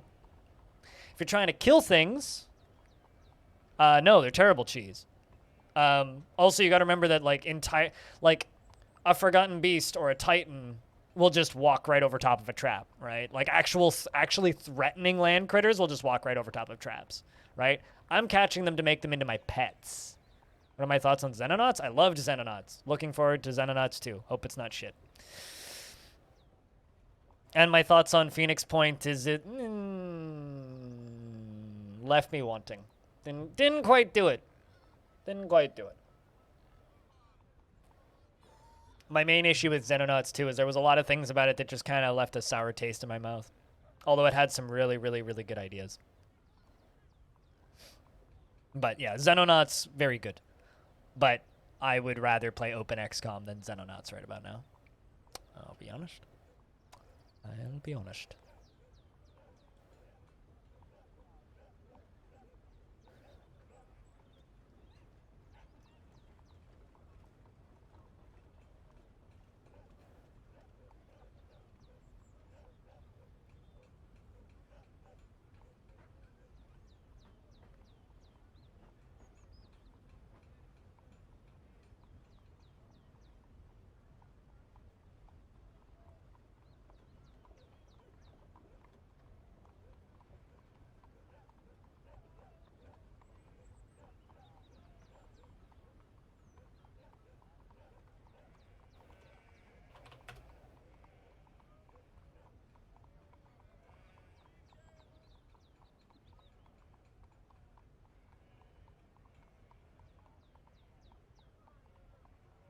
Yes, DF does have otters. Mm-hmm.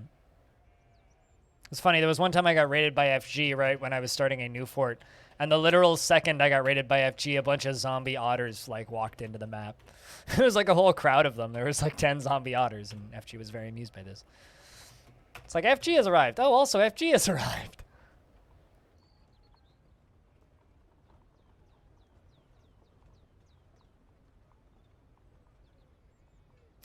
But the reason I'll say that I don't think that I don't think using cage traps is cheesier than minecarts for one specific reason is cage traps work once, right?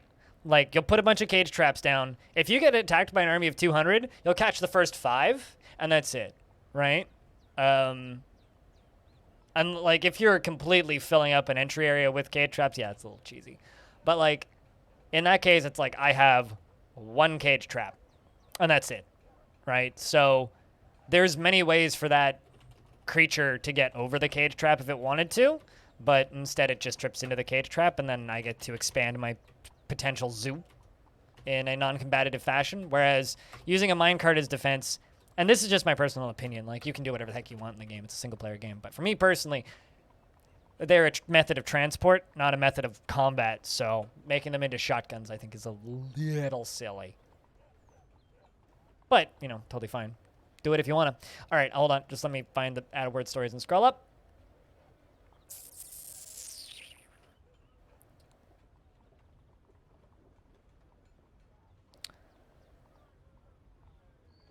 Ragreed barely exists in death unless it dies. Dragons attack ducks because ducks are tasty. Fresh trash sale. Buy trash from the salesman. Never gonna sing you down. Never gonna swoop at that dwarf. Clowns dance around fire stations. Homes on rainbows fall forever. Sleep never jumping once upon my flat pack stack. Flapjacks stacked, flapped, and stacking on beaches. So you guys got a little weird there for a second. Seagulls saw food yearning for blood. Transmit your transmitters, transmitting transmittable transmissions. Cats, like dogs, sometimes stopping, stops going. But anyway, circumcision. Good day, sir. Could you make cheese? Absolutely not. It's my cheese, fool. How many counts do we count? 8 million. That's or is that billion? Is that? Yeah, 8 billion. That's a lot of calculations to decide how many sheep jump over the moon.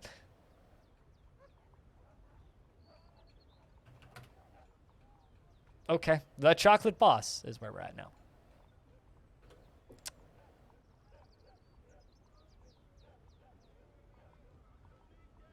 You can accidentally flack the meeting hall with debris, yes. Yeah. And kill everybody. But now, if you're filling your minecarts with socks to minecart shotgun people with socks, that's amazing. What's Aquafunkalistic Booty Wap in a martial trance against? You weren't even fighting anything. All right.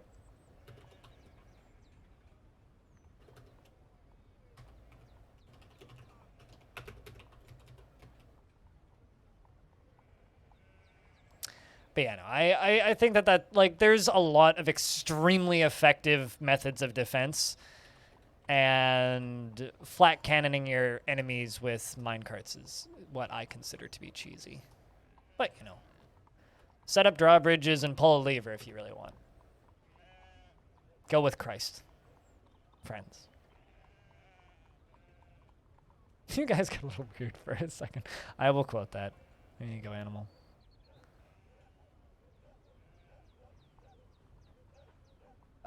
This will be, quote, 341. Done.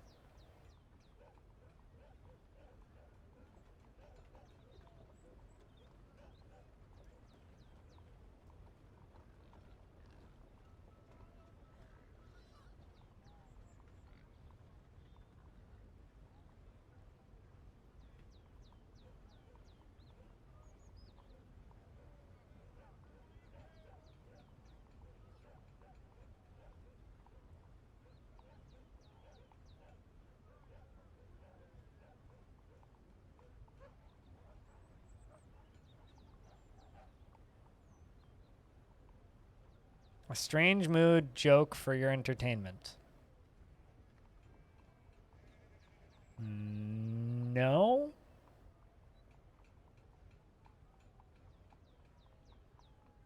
But I will keep building this giant lava bong for your entertainment.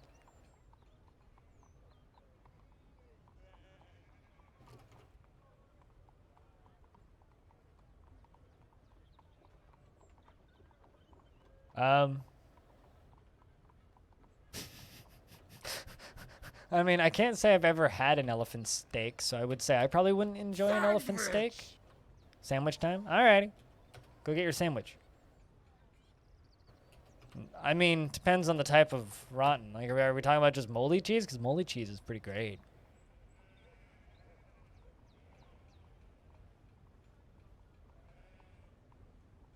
Moldy cheese is kind of awesome, honestly. I could go for some moldy cheese right about now, actually.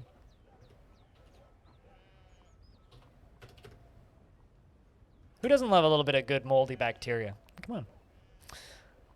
Have some class. Sheesh. I'm partial to blue cheese myself. It's been a while since I've had blue cheese. Also, chat room, something that we started working on yesterday, but is now just going to be kind of an ongoing thing. With the help of the community, we are crowdsourcing together lore and mechanics for a MUD. We are building a text-based MMO. So if you want to help construct lore for a text-based MMO, DM me on Discord and I'll get you into the room on Discord. We are creating a hard sci-fi / sci-fi feudalism world. Currently we're using our own solar system as like a starting point, but we might end up just renaming everything at a point. But we've got fun ideas with partially constructed Dyson spheres and that kind of stuff. Should be a good time.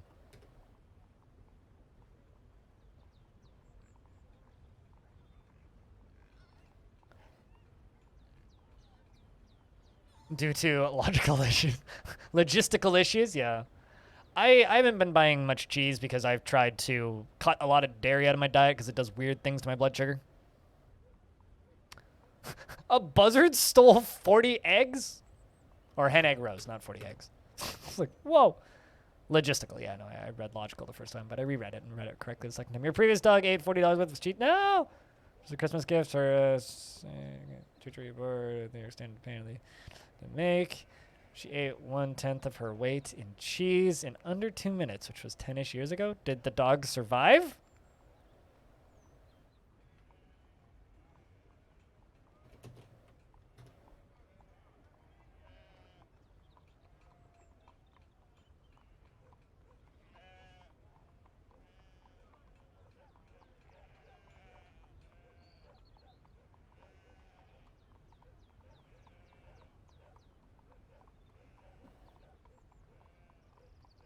You kind of rely on it being predictable. It's not. I mean, I find it causes weird fluctuations, whereas like vegan cheese I can just eat, so that's what I've been eating. So for me, cheese is like a rare treat now. So I've had cheese twice this year.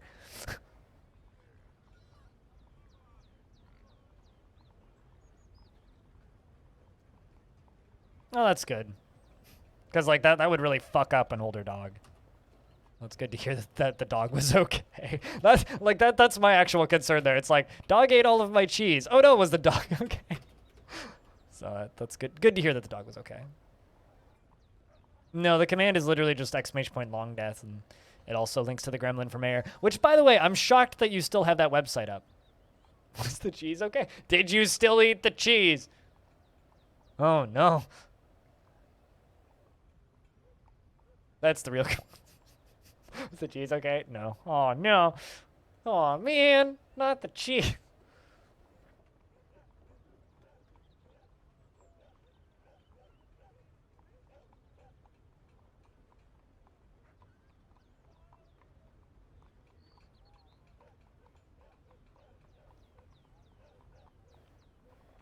I don't know. My little sister also has trouble with cheese and blood sugar, so... And she's also a type 1 diabetic. So she runs into that sort of weird issues too. So she tries to avoid cheese outside of like rare treats as well. Same reason why I like avoid milk. Like I use almond milk. Unflavored, unsweetened almond milk, and it has 0 carbs, which is lovely. So I can just put shit on my oatmeal instead of having to like measure it out separately and count it.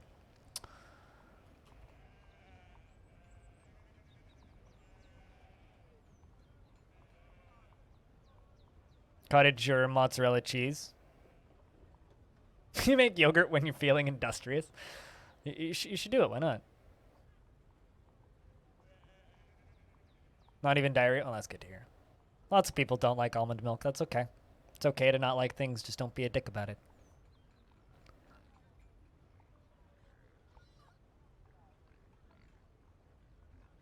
Although I will say that I didn't like almond milk when normal milk didn't make me sick.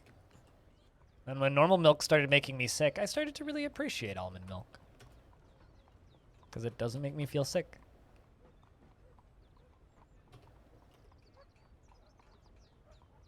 It's amazing how your taste in food changes when food makes you feel very upset.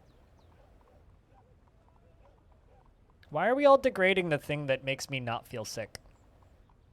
I'm sorry for talking about food. I should never talk about food on this stream because it always just ends with people just being like, I like this thing, but I hate this thing.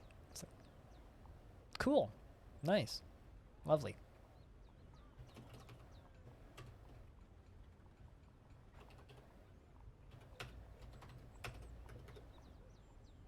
Pasta's good. I might have pasta for dinner.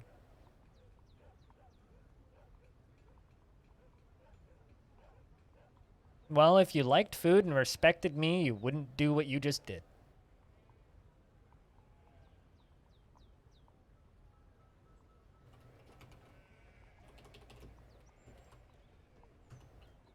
Boink. Technically your supper meal? It's what, like 9 o'clock at night for you? 10:30-ish? I'd guess. Somewhere around there. It's generally when I eat dinner. Because you're like, what, 11 hours ahead of me? 10 hours ahead of me? Pasta's a good dinner, though. 9:30? Okay, I was right the first time. Yeah, that's when I ate dinner yesterday. 9:30.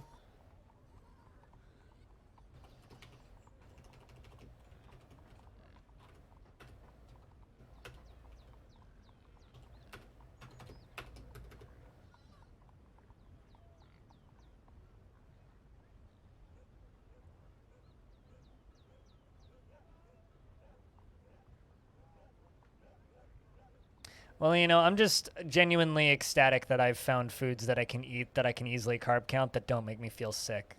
So, let me have the small victories and don't just be like, I don't like that. Fuck you if you don't like it. I don't care. Sawed off about it, right?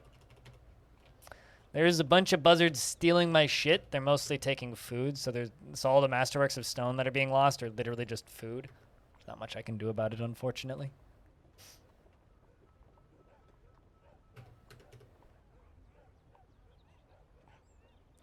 I like it when we change the subject when I ask to change the subject, Frog. And saying that just makes me want to slap you. Frankly.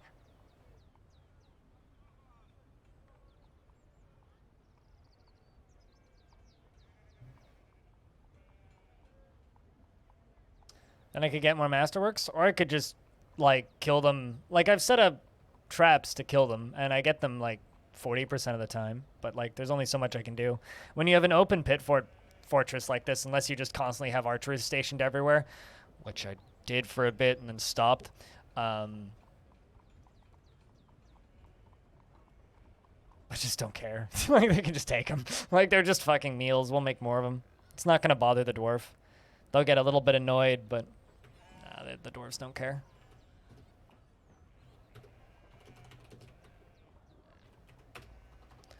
It's not going to bother the dwarf in an even remotely detrimental way. The buzzards or Twitch chat? Because Twitch chat, yes, it doesn't work. Buzzards, no, but it probably would be the same as Twitch chat.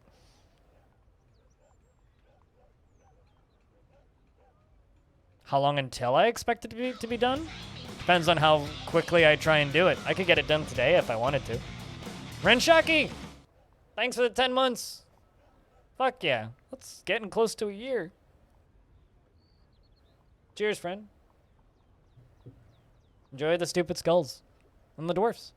And stuff. Cheers. Welcome back.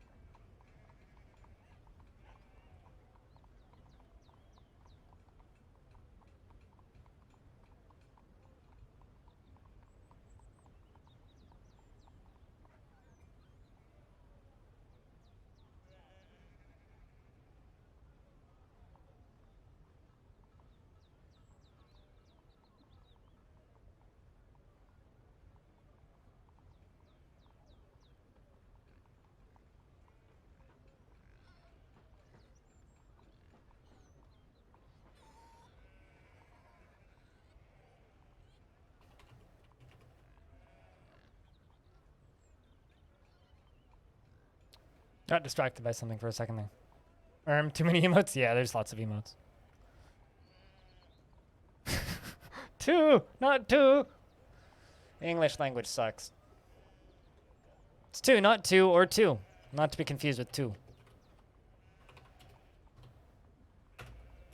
While we're at it, which is which? And somebody starts shouting buffalo. Nonsensically.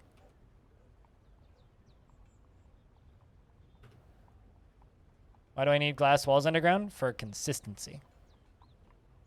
And so that when I decide to come back down and hollow the entire thing out, I will have a nice suspended tube. Because the whole thing is made of glass, so... God damn it, the whole thing's gonna be made of glass. And yes, I am kind of planning about going all the way down and hollowing the whole thing out around the edges at some point.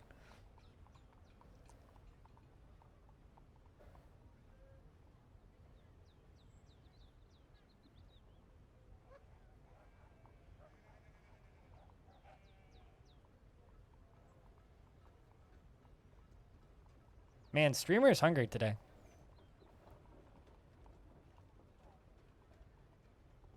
And it is summertime. The worst season of the year. When the humans show up to trade eventually.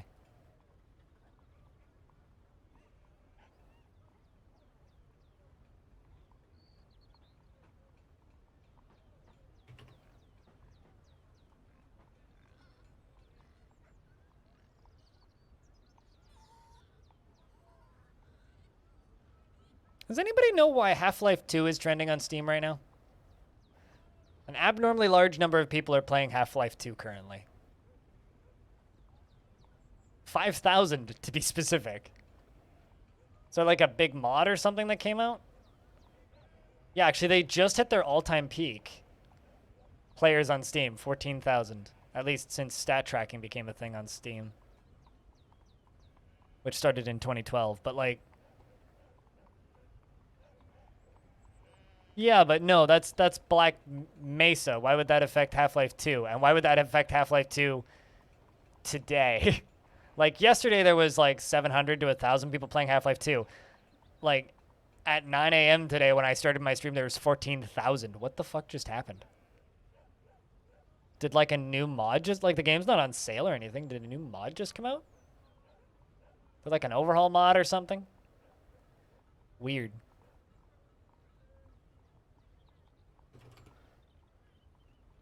Some posts about people telling people to play it just to break the record? Oh. So you're not part of the problem is what you're saying. All right.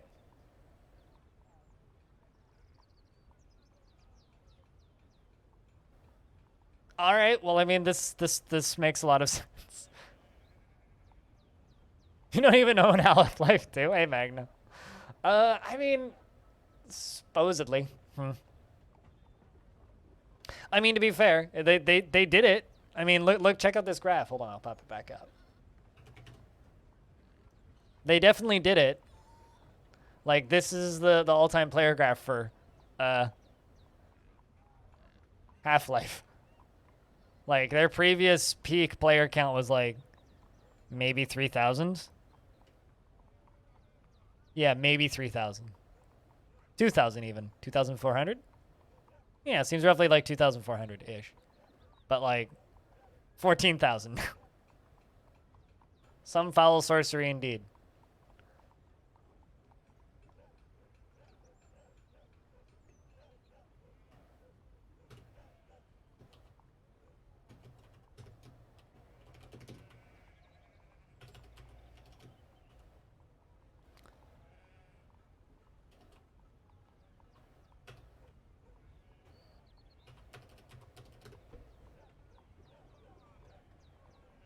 They're probably just letting it idle, I would assume.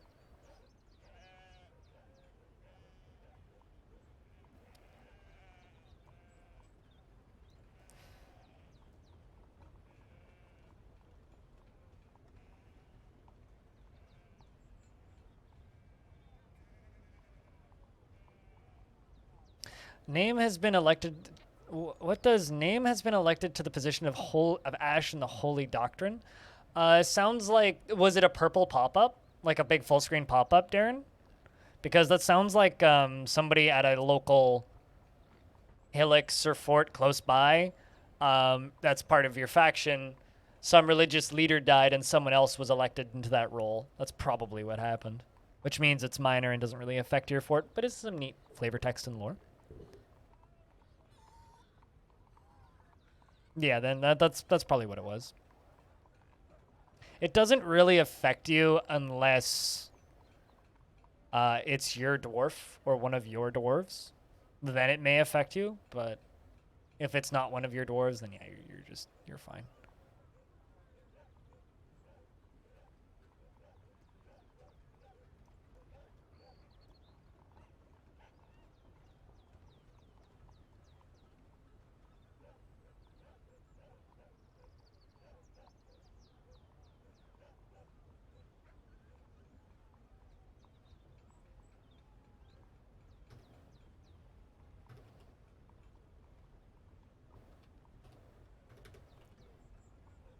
I thought it said report crime, but it said dig channel. Shouts to the digging channel. But yes, those can sometimes affect you, especially if like I had a notification like that once when I got appointed my king. Right? It's like so and so has been elected to the position of king of the ignited creation, except it was Kade. It was my dwarf. So suddenly I just had a king in my fort because the king decided to, or I think it was queen that we had previously, decided to keel over and die, who is not in my fort. And then the only descendant was in my fort.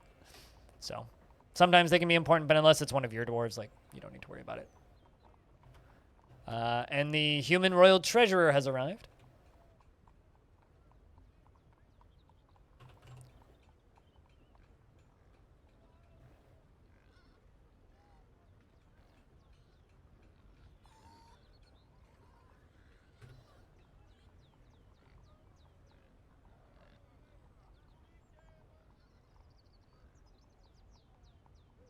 There's so much in this stupid tube.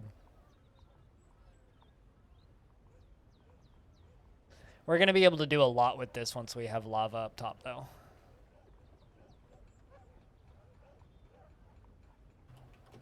Once we have lava up on the surface, we're going to be able to do a lot with this. All right, let's get this cut out. Then jump up to the surface.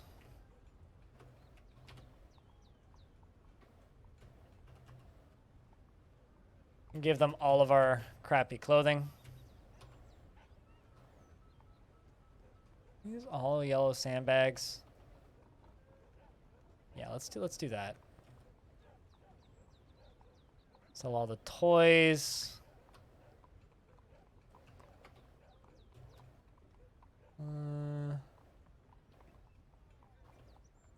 Sell you the one extract. Couple pages of these crafts. And I think that's what we'll go with for right now. Bunch of backpacks. All the ropes. Well, most of them anyway.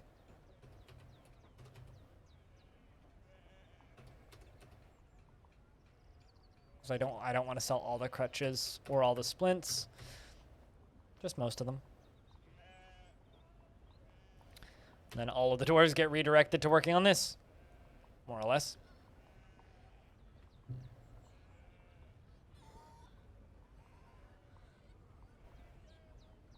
So they'll all start bringing stuff to the trading depot from everywhere. Kind of also just my brain's recalling thing from earlier, but also in regards to the comment about using minecarts to bring stuff to and from the stockpile, that only is really beneficial if your stockpile is really far away from your fortress. And usually I find it's easier to just bring the baddie, or not the baddies, bring the traders into your fortress rather than worrying about having a really far away trading depot. It's just impractical to do it that way.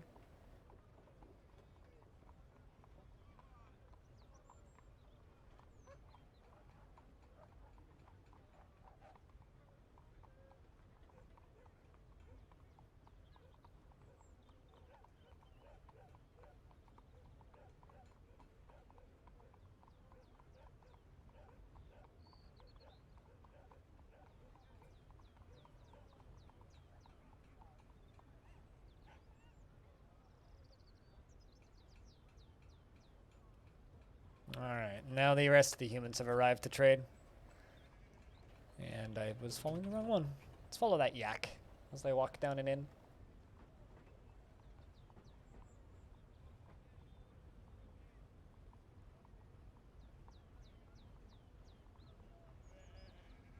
I'm getting all of these emails about Realms Deep right now.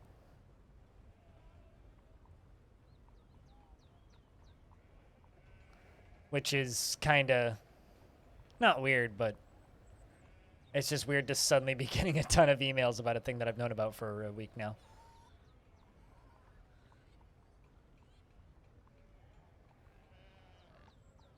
How deep are the realms? I mean, I think that the weirdest part about Realms Deep is the fact that 3D Realms still exists.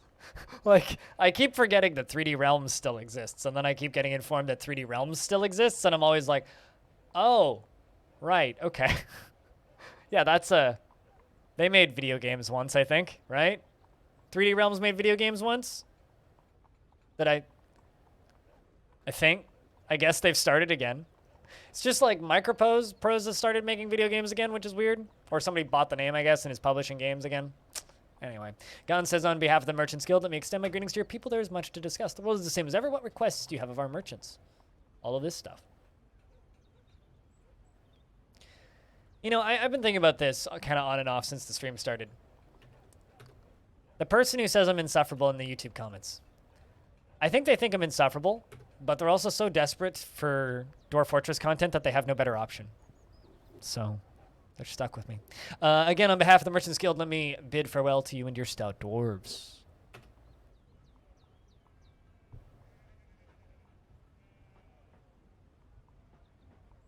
So they may not like me. They're stuck with me.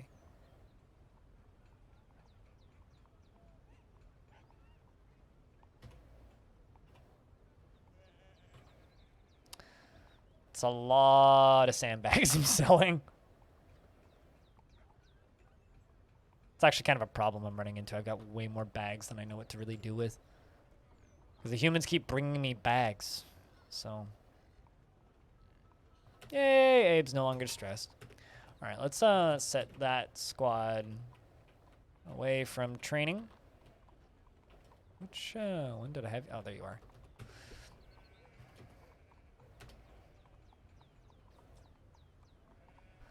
Hang in there, Windatar. You can snap out of it.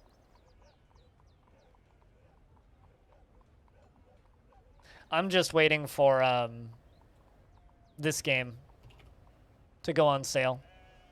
This is actually a game I want to play when it goes on sale. Because I wasn't able to get key for it either.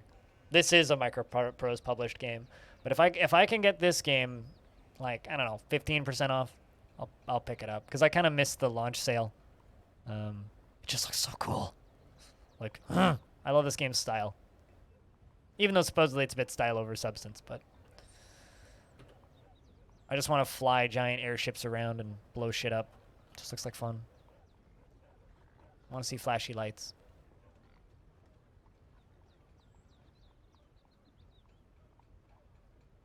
Big spider or little spider? I had a little spider on my computer monitor a couple of weeks ago, and it startled me. It was like very small. It was like maybe the size of my thumbnail, but it was just like, whoa, there's a spider. Because like I was watching a video, and I was like, the fuck? Oh, that's on my monitor. It was very much a whoa moment. I put it on a little piece of paper and threw it outside, but small, gotcha. I had a small spider on my glasses once, a while ago though. It's on the roof now. That's where it should be. Nice and far away from you.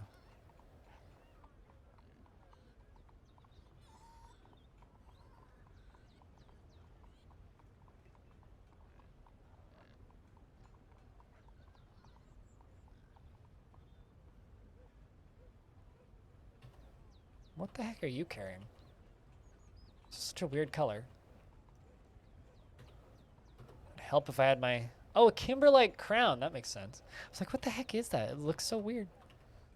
Also, let's dye some cloth.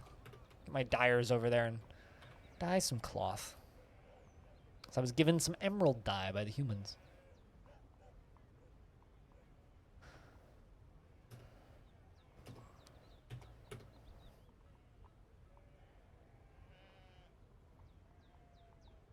Click beetles. I found a stink bug on my porch not too long ago. Didn't know it was a stink bug at the time. Let's keep an eye on that tantrum. But I can find a picture of it if you give me a second. Didn't know it was a stink bug until the next day when my mom told me what it was. Where did you go?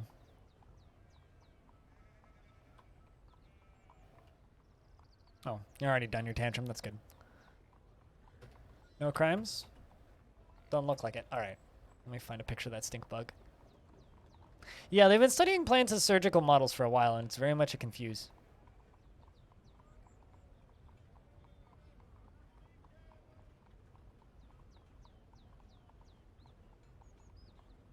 But yeah, this thing.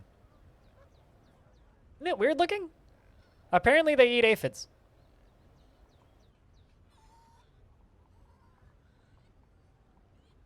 Supposedly.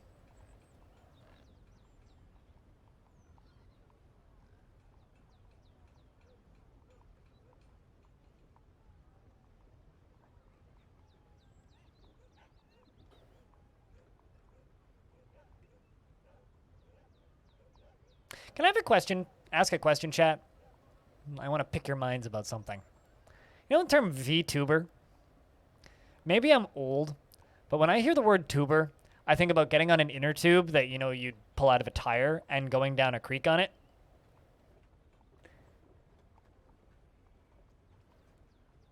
And for that reason, I hate the term YouTuber. Because to me, it just, like, that's the only image it conjures in my brain. And VTuber does the exact same thing. Whenever I see the term VTuber, my brain immediately simply jumps to inner tubes and going on a fun ride down some rapidy rivers.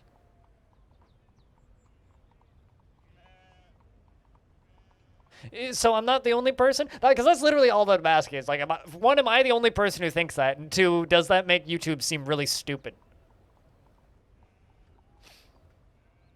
I mean, like, the name kind of makes sense because tube is also, like, a term for televisions, but it was a term for televisions when televisions were tube TVs.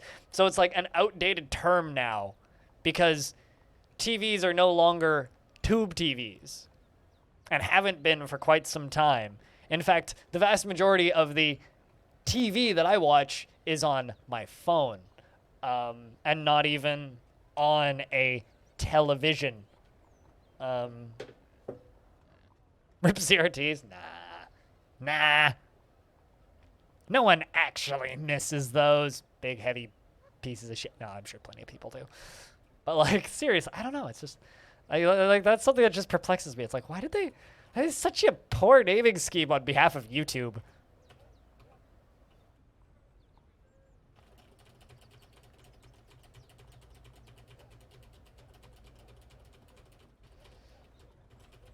Although it's better than, like, Daily Motion.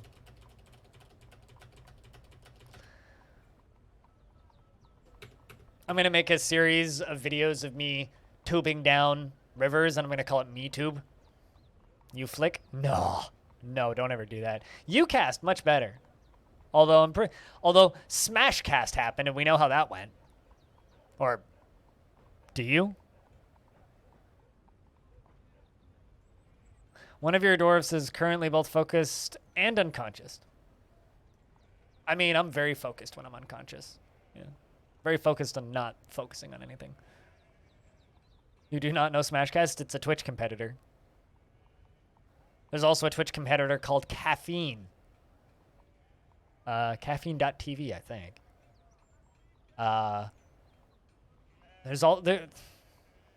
What was the name of the other one that was, like, based on the... Oh, man. I haven't been paying attention to dumb Twitch knockoffs recently. There was one for a while, which is now unfortunately shut down, that was called Vapors TV, which was supposed to be the live streaming platform for competitive vaping. Which was a nightmare. It kind of ended up just being like a couple people that are banned from Twitch streaming Dota and viewbotting. But, like, that's about it.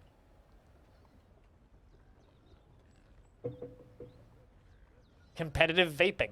Making the biggest clouds. It's like a very, like, 2015 thing.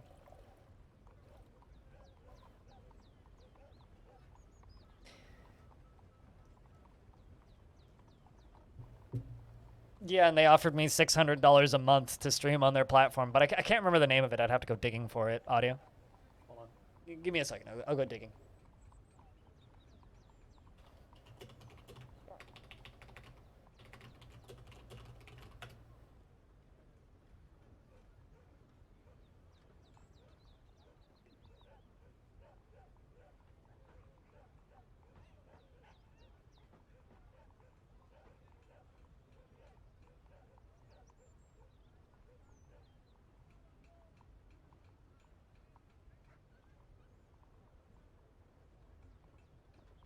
Had a very forgettable name.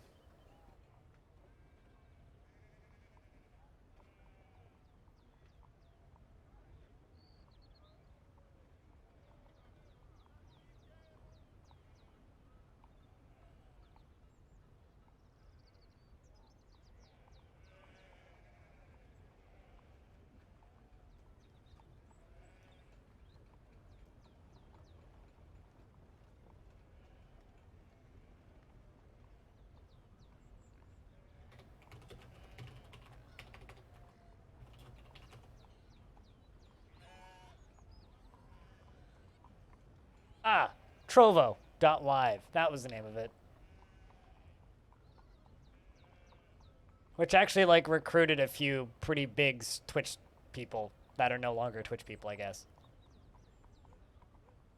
Including, like, fucking Cowsep and people, which is weird. This thing. This is the one that's built on Mixer's code. The topic of websites with bad naming schemes. No website, you cannot know my address. Sheesh. What is their most viewed stream? They don't even tell me? Come on. Oh, the front page of their streaming service is somebody streaming Fortnite with 48 viewers. Very successful website. 55 viewers, I think, is like their top viewed stream. Oh, there's somebody with 240. Okay, maybe not. Maybe I'm giving this thing like a bad rap. Hold on. No, I'm not gonna let you send me notifications, you stupid website. Okay, so there's like 4,000 people watching Grand Theft Auto over here. There's like 4,000 people watching Free Fire, which is a free-to-play FPS. There's like 3,500 people watching PUBG Mobile. Like, there's people watching this. Like 2,000 watching Valorant.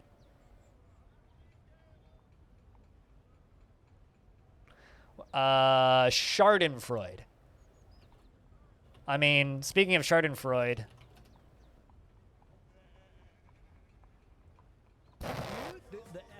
that's making sounds that I don't like.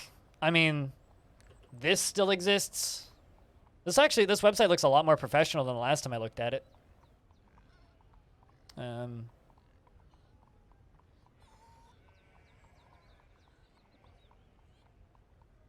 I mean, yeah.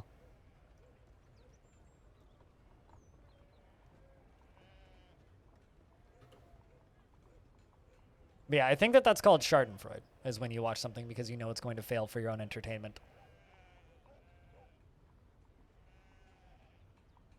Those are all companies that have tried to get me to stop streaming on Twitch and stream on their platforms for like various offers of money and things. Looks like it's trying to be Twitch. That last site that I showed you, DLive, they they spent like $30 million on PewDiePie to get him to stream on their platform for 6 months. But it was like $30 million in cryptocurrency or something.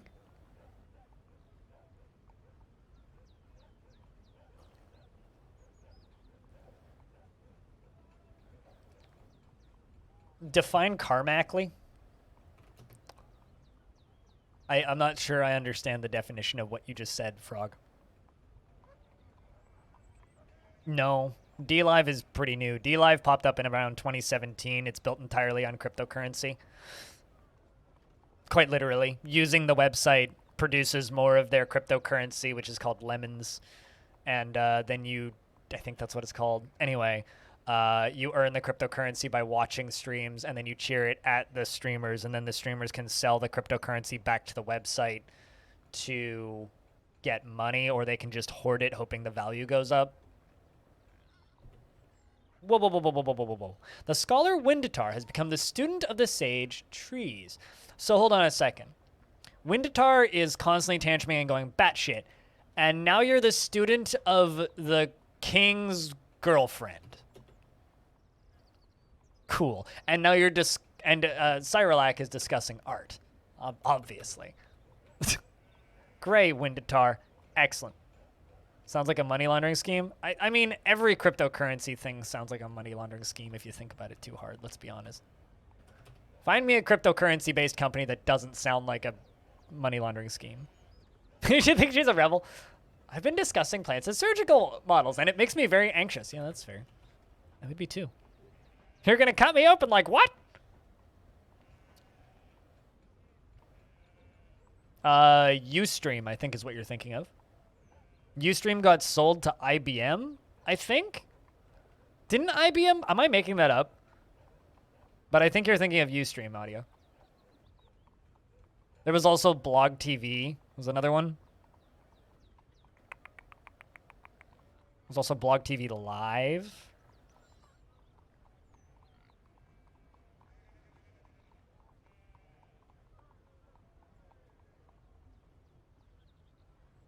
I mean, there is legal cryptocurrencies, and then there's cryptocurrencies that are like, this is a pyramid scheme. Some cryptocurrencies make sense. Some are just like, what? Although I think that the funniest thing about DLive is they actually have two cryptocurrencies that work there now. There's their base one, and then there's another one, which is BitTorrent's cryptocurrency called BitT, I think. Anyway, you buy that cryptocurrency from them, and you use that cryptocurrency to subscribe on that platform. That platform's it's a thing. You know, we need some new clothing, actually. Look at all the crappy clothing Orange is wearing.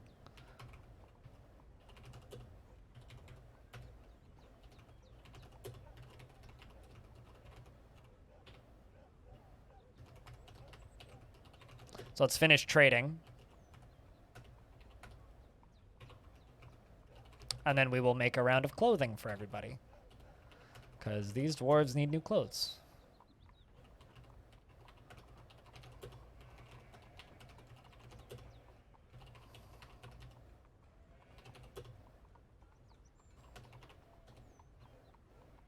Why do I keep doing twos? Come on.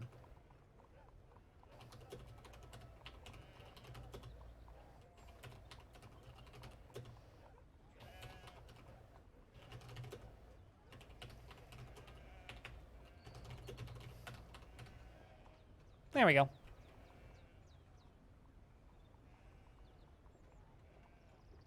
IBM owns a lot of random things. They're certainly no longer a consumer-facing company, but they still own a lot of shit. IBM is huge.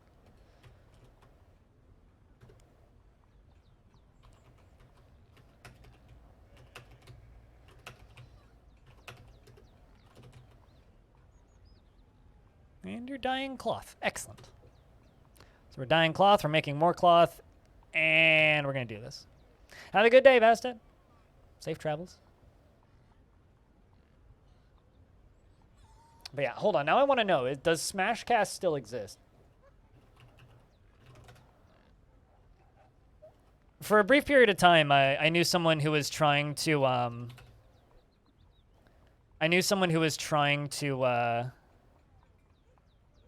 build a, uh-oh.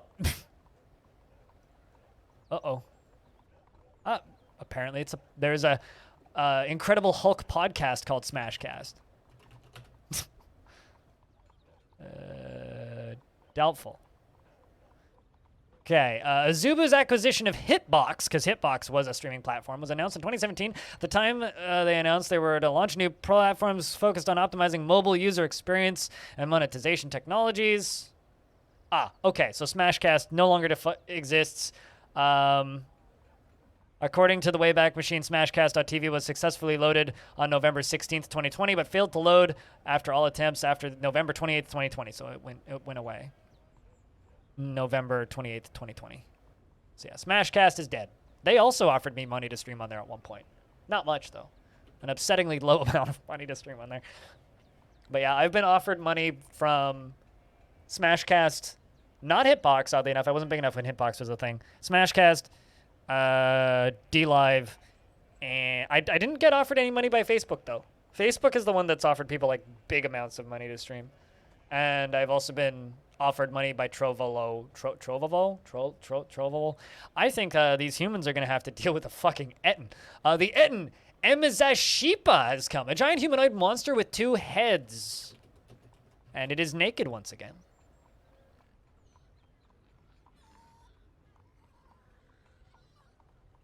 Why are you up on the wall with my cattle? What are you doing? That's my cows. You're supposed to not be throwing my cows everywhere. Send the military up here. It's throwing the cows into the pond. What are you doing? No, not my cows. Just stop throwing my cows, please. Good Lord. That's stupid Etten. It's just like picking up my cows and throwing them. Come on. At least it's doing this to the cows and not to the frickin' what's it called? At least it's doing this to the cows and not to the unicorns, because the cows are replaceable. Ooh, is it losing to the cow? Hold on. Its left hand is bruised. It is losing to a cow. The Etten punches the stray bull in the tail with his left hand, and the injured part is smashed into the body in an unrecognizable mass. The stray bull kicks the Etten in the left arm with his rear hoof, bruising the skin. Oh, wow, he's doing some bruising. Come on, bull. You can do it. Kill the Etten. Oh. Well, shit. Anyway, here come my first soldier. Who is my first soldier? Please tell me you have a weapon equipped. You have an earring. Okay, so you have a superior quality iron shield and a bronze spear. Okay, you should be fine. All right, so they are now in combat. Let's see what you have to say. Terrified while joining an existing conflict, but doesn't feel anything when joining an existing conflict and says, I could use a really good meal. I'm worried. That feeling. Hey, Eddie. What's up, dude?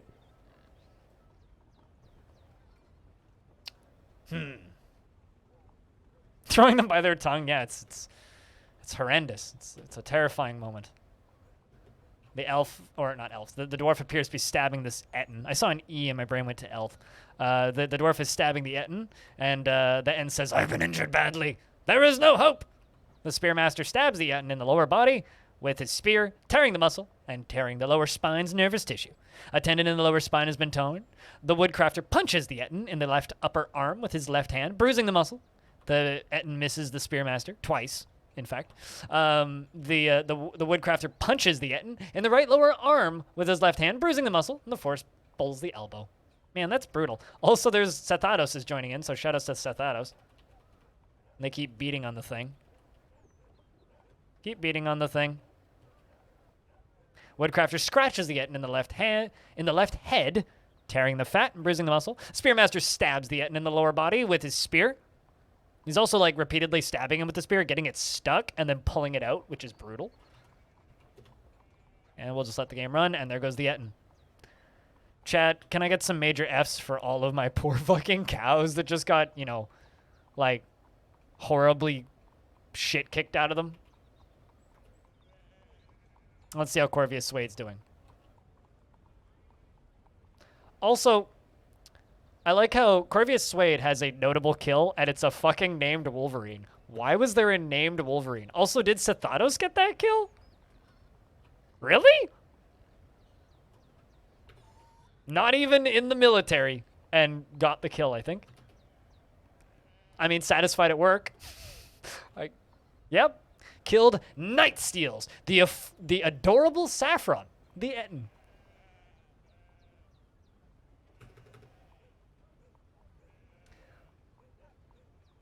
Help. Good for you, Satharos. Fucking good for you. This is the first time you've seen combat in Longdeath? I mean, it happens. Pretty infrequently, but it does happen.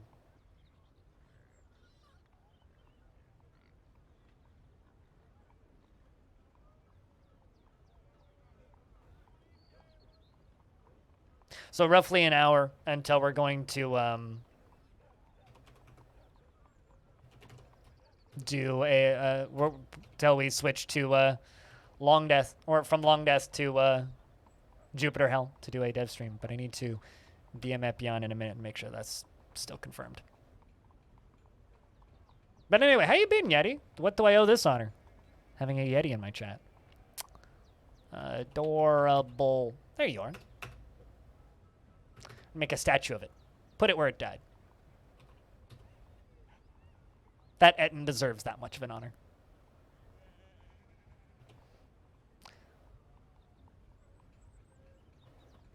Last thing Sathato said after the fight was, Death! It's all around us!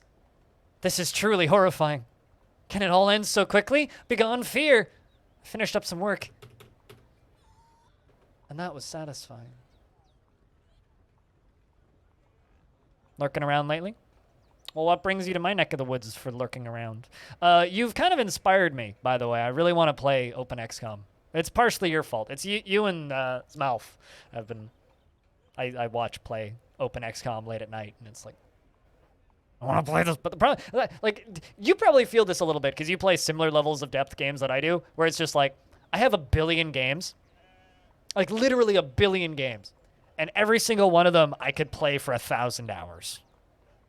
It's like, I could put 5,000 hours in almost any game I play. So what do I not play to add something new in? I don't know. Also, Yeti, do you have any interest in Jupiter Hell? If you want a key, let me know. I got extras. For streamers still. They're just like sitting on my desktop.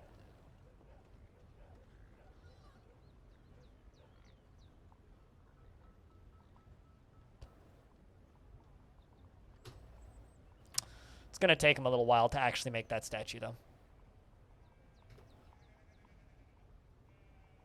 I think I'm going to place a single tile of flooring right there, just so that I know where to put it. Because we're going to put the statue on that floor.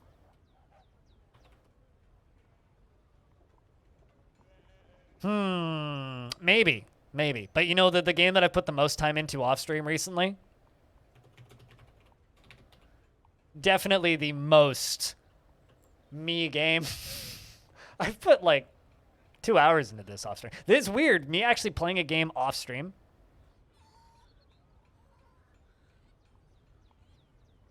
I could feasibly play Jupiter Hell and Dio at the same time. You're not wrong. You're not wrong. I used to watch somebody who would play 4 copies of Pokemon at the same time while also streaming Jackbox, so... He doesn't stream much these days, though, unfortunately. He'd play like, he'd have like Jackbox Party Pack in like a small window in the screen and then just have it all over. But yeah, if you want key, just yell at me. I can get you key at some point, Yeti.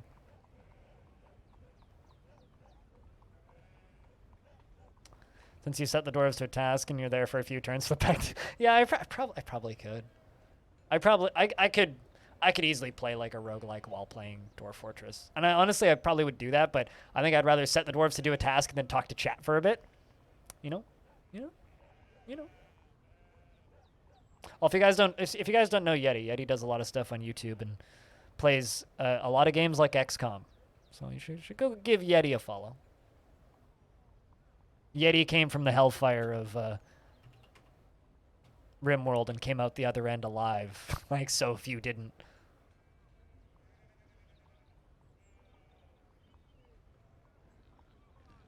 Nine solid games that you could spend 100 hours streaming. Yeah. No, I know that feel. I know that feel.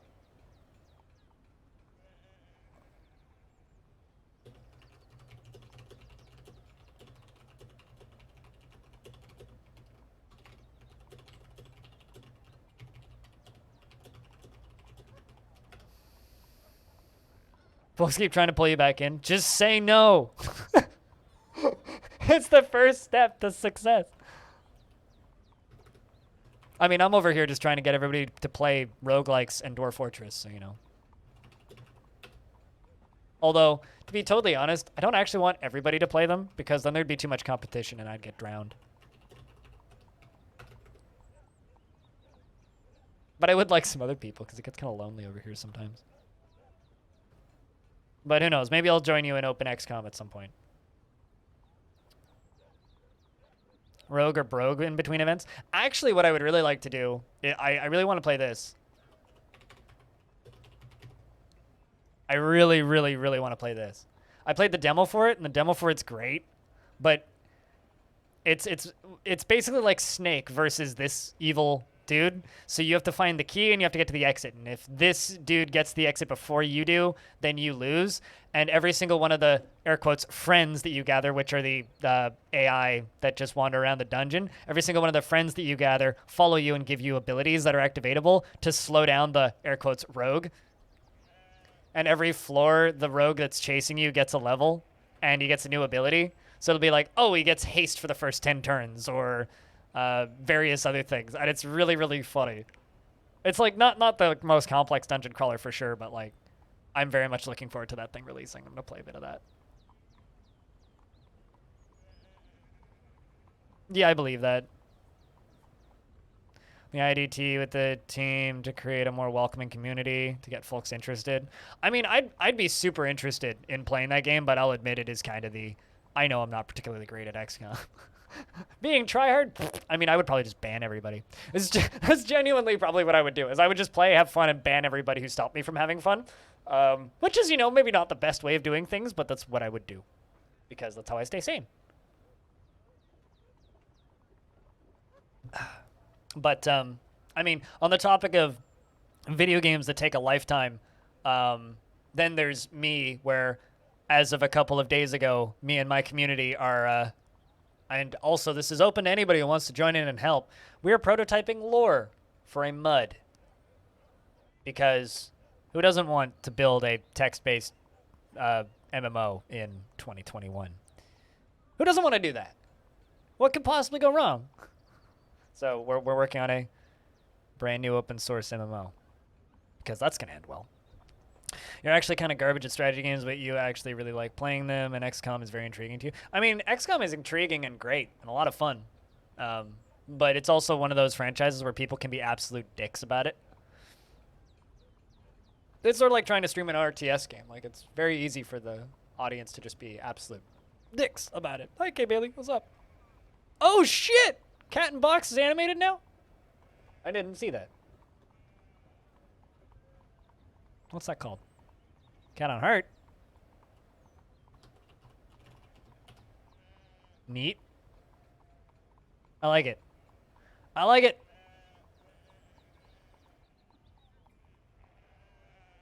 O and A. On my game screen? Trying to think. Oh, you mean these? I think that's supposed to be like a rack for like holding stuff, and this is supposed to be like a barrel. This is a farmer's workshop, so it's part of a constructed workshop. It's like this down here is a clothes maker's workshop, where like that's thread, that is a container, that's a piece of clothing, and then those are just some tables. And this down here is a soap maker's workshop. So yeah, those are just workshops. Like up here is a gem cutter's work. This is a gems cutter's workshop. This is a trap maker's workshop. Ah, gotcha. Yeah, no, those are all different bits and pieces of workshops. Right now, it's been a couple of years, so I'm redoing all of the clothing for my dwarves. So I've got dwarves bringing pigtails and cotton and other plant fabrics that we farm that can be spun into thread, and they're spinning it into thread here, and then they're running the thread, like this dwarf right here is running the thread over to these shops, which are looms, and then they're making it into these little scrolls, which are various types of either animal cloth or plant based cloth, and then some of them are being brought over here and being dyed fancy colors, and then they're being run down to the clother's shop and made into dresses, shirts, tunics, cloaks, trousers, gloves, mittens, hoods, and socks. So we're making clothing. Yeah.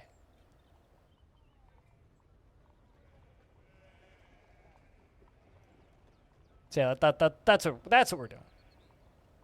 No, watching people be bad at XCOM is like watching somebody be bad at a platformer. It's hilarious. I love it. It's just like watching somebody be bad at Dwarf Fortress. It's amazing because they're like, where did all this water come from? Ah! Oh, I mean, you dug into an aquifer. What do you expect to happen? Ah! It's great. Or it's like Forgotten Beasts spawned and then you just stab them to death. Whereas me, it's like I'm too good at this game, so like things show up and they're immediately dealt with.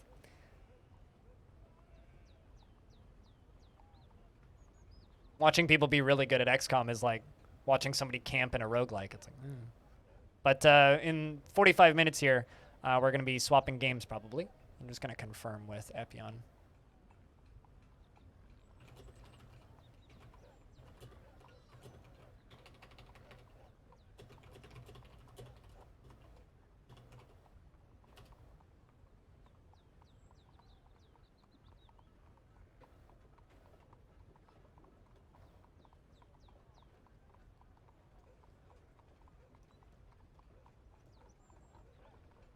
Yeah, I mean, RimWorld does a really good job of putting down kind of the basic concepts of Dwarf Fortress, but Dwarf Fortress does things very differently than RimWorld.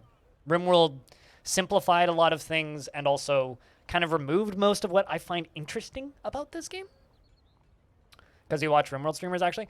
I could tell you why the Twitch algorithm recommended you. It's because most of my stream team plays a lot of RimWorld, or a large portion of my stream team, more than half of them play a lot of RimWorld, and a lot of them host me. So if at least one or two of them are hosting me, that would probably affect that.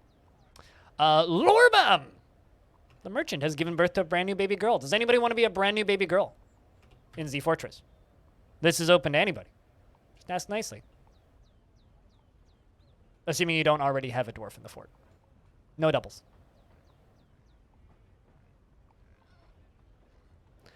Domanok. Sorry, Yeti. Domanok got it.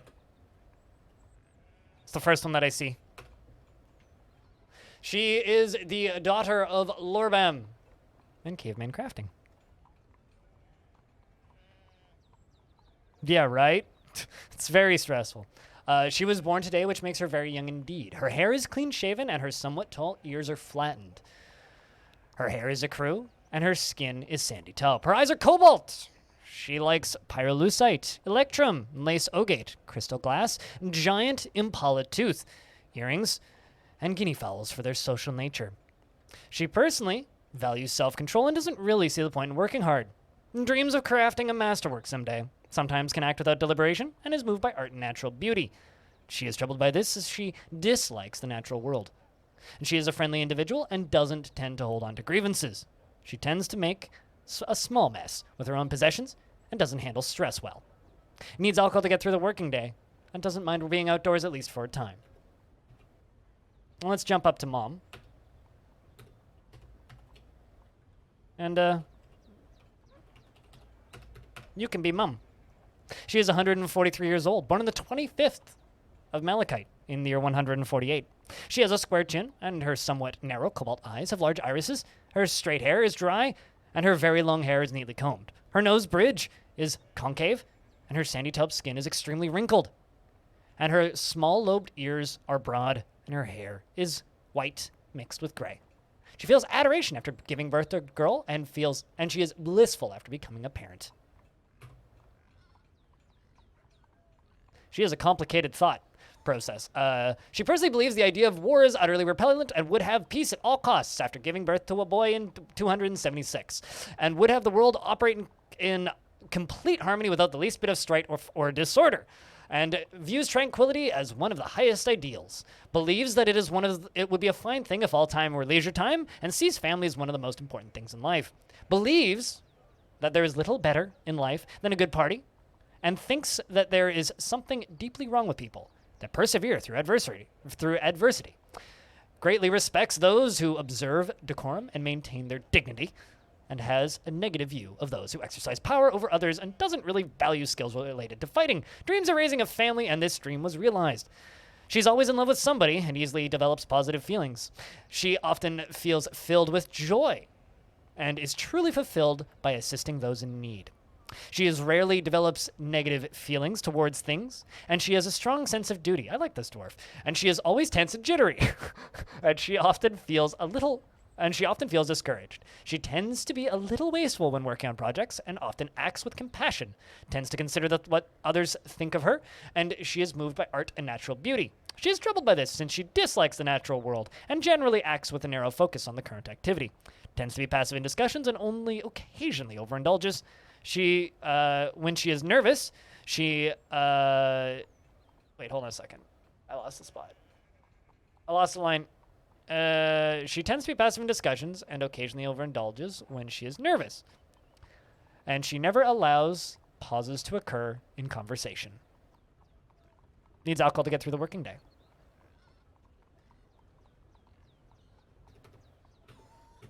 DF is a lot of text.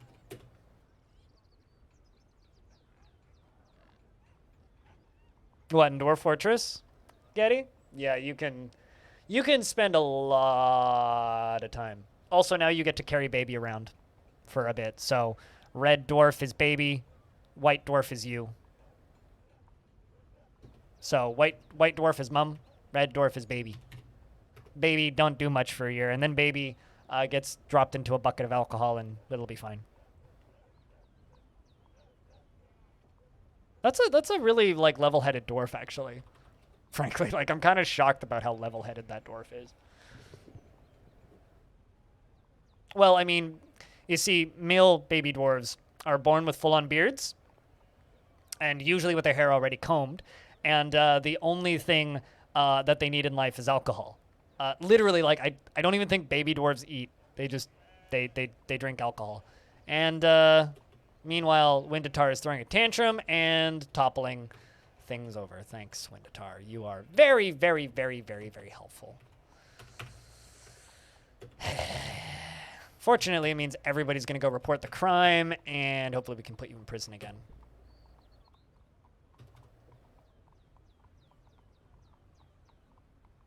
Sounds like gremlins. I mean, there are gremlins in Dwarf Fortress, but those eat bones. Hey, Epyon. How's what do you call shit? Realms Deep thingy-majigger going.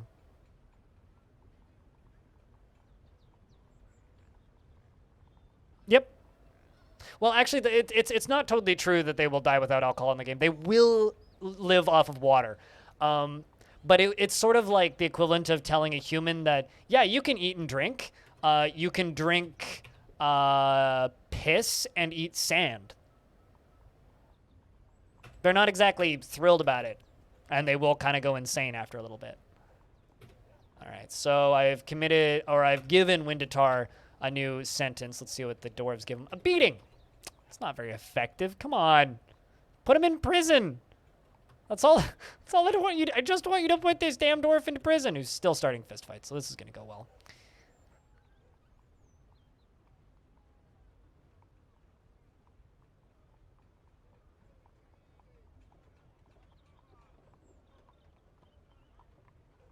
Is your dwarf still around? Your dwarf died of old age a while back, actually. When the Tar's been beaten. And has another count of disorderly conduct. This is where we kill you with police brutality. You get another beating. Oh, great.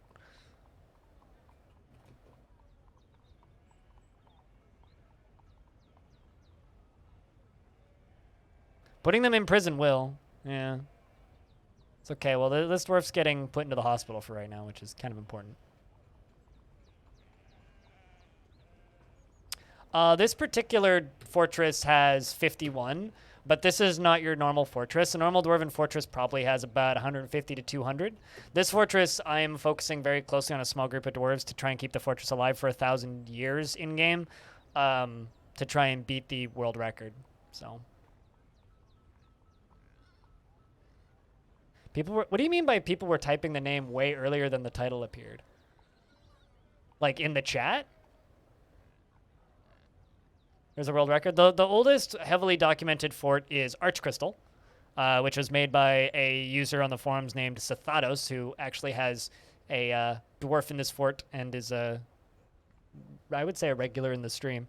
But Archcrystal was 500 years when it was finished. It hit 500 years. So we're trying to hit 1,000. But Archcrystal also like defeated Hell by the end of it, and I have plans. Ooh, now you're getting your second beating. Oof. It's kind of brutal. Yeah, most forts in DF are like capped out at 15 years tops. Like 30 is like abnormally long. But now was that people who didn't know about the game, Epion, or was that just your Discord rigging the chat? Because I don't know, you got a pretty dedicated little Discord. I mean, this dwarf is certainly getting the shit kicked out of him repeatedly and not having fun.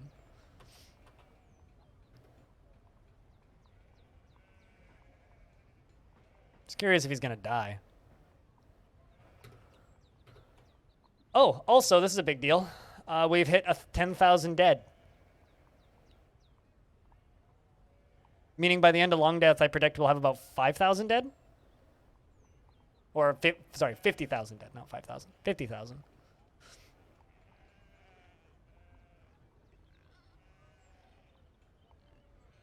$10,007 dead. Yep. Bring out your dead. Ding. Also, it's autumn, meaning it's time for the humans to bring us the tribute so that we don't horribly murder them.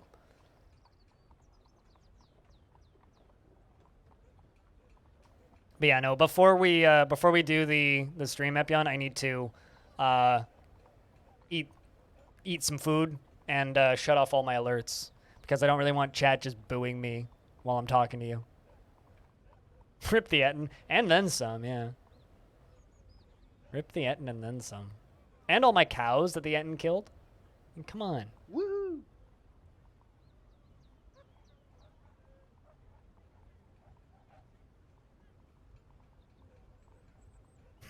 Also, hi, Freskins. What's up? I'm just waiting for the game to finish saving. Game finished saving. And the annual tributes have arrived. Speaking of Ettins, the Etten corpse is still there. We should probably get rid of that.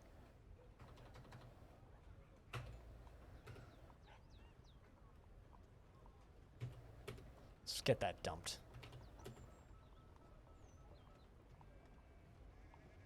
Yeah, I mean, the last one was pretty small, so maybe you'll get lucky. It'll bring us another horse.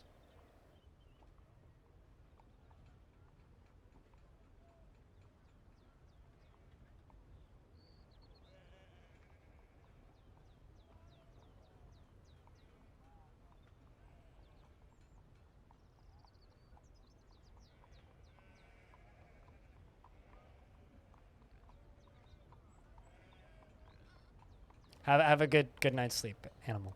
Cheers. Group of soaring, pretty standard. Frickin' training swords, though. Useless human arts and crafts.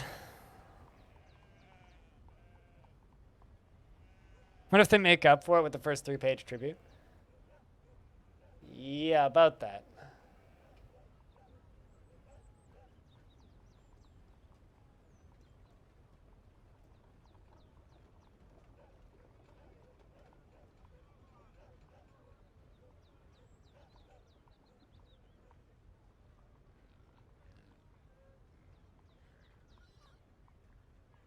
I'm assuming you got this one stone, so let's wait for the next one.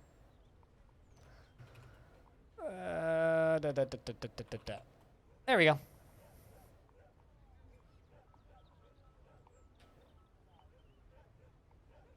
Here comes the human and a horse. All right, let me know when you're ready for me to scroll. They killed 5 goats to prepare 5 individual goat hearts for us. And there's also a barrel filled with 10 cougar blood. the best gifts from the humans. I feel like that's just like Them being rude. Okay, well that one's much more normal. Not 3-page though.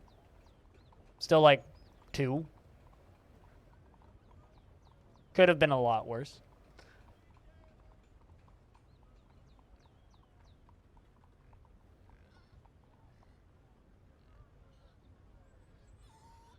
This tribute is kind of lame. This is huge for a tribute, dude. Like, this is massive. Hey, we need the bags of sand. Sand is helpful. But counting the individual units of blood, yeah.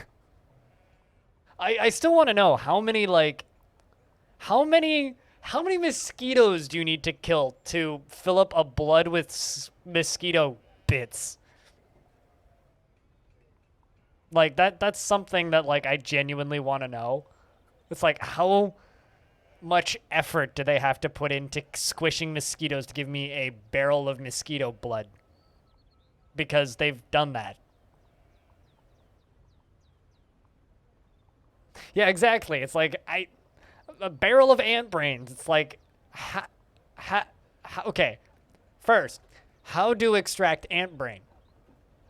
Second, how big ant brain? Third, how many ant do need brain from to put in barrel? A barrel of bee venom. Yeah, it's like, what? It's a bug. To like, just bullshit aside, it is genuinely just a bug. Because they select barrel and random liquid. Liquids can be a lot of things. It can be sweat. It could be blood. It could be ichor. It could be a type of alcohol. And Tarn didn't really think about it, and then boom, all of a sudden we just have freaking miracle bloods. Either big brain ants or big ant brains. Very, very much true, yeah. just imagining ants with big heads. It's like bobblehead ants. Or they're just giant ants, you know? Like, who knows? Who knows? But then it would be specifically of human sweat. No, I don't actually think I've ever gotten a barrel of sweat. Although barrels of tears are pretty legendary. Specifically, barrels filled with gremlin tears are one of my favorite ones that you can get sometimes. It's like, what is that? A barrel filled with tears. Gremlin tears. I mean, who doesn't want a barrel of gremlin tears? I mean, truly.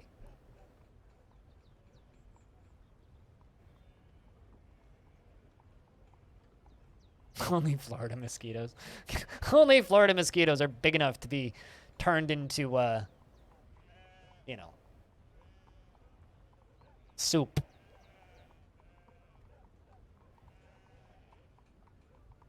I mean, they weren't harmed, but they were forced to cry for days on end.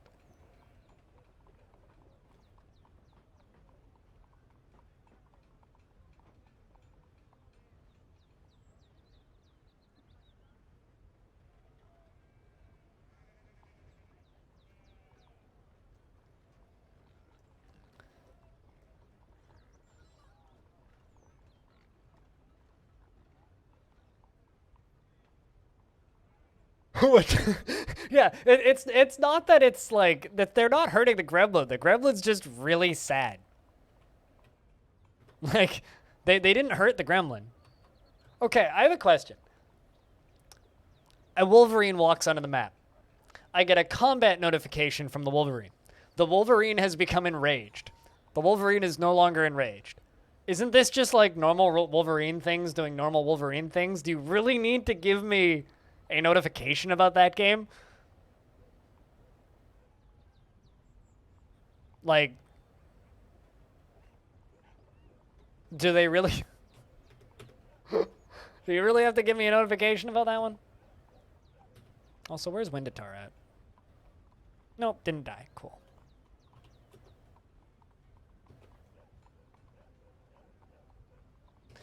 Speaking of,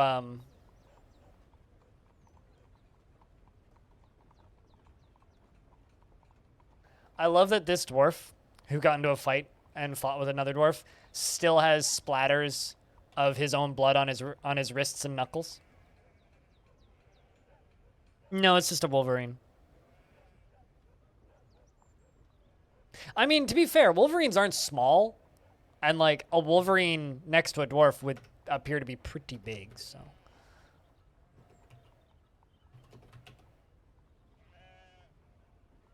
Feels satisfied after improving discipline. Did getting beaten up improve your discipline? Oh, there you go. Not very good discipline because you're throwing another tantrum. When are you going to go break now? You just went and hung out on your puddle of blood that you left when you got beaten up the last time. Good for you.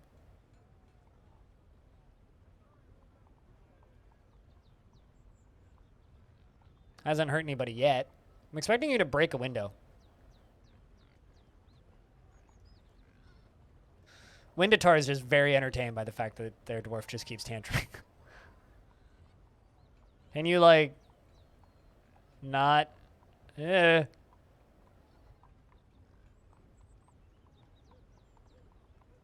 want you to go, like, I don't know, throw something. Like, go throw a bucket or something, you know, something minor.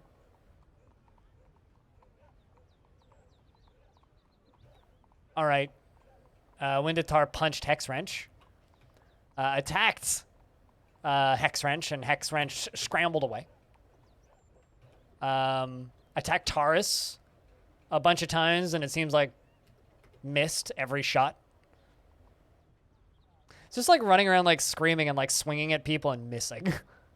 And, ooh, actually got some hits in on Taurus. Is Taurus okay? Nothing major, though. Oh, yeah, totally fine. But felt ferocity after being attacked. Well, that's not good. He's literally just like running around and pulling off a like Looney Tunes cartoon where he's like whipping punches and everybody's just like Matrix dodging him, just like, whoa, calm down there, buddy. All right, 2 counts of disorderly conduct. Please don't just beat the crap out of him. Just put him in prison for a bit. Let him like sit on that beautiful restraint next to the beautiful bed, next to the beautiful statue. No, they give him another beating. Stop it. That's not improving anything. Dumb dwarves.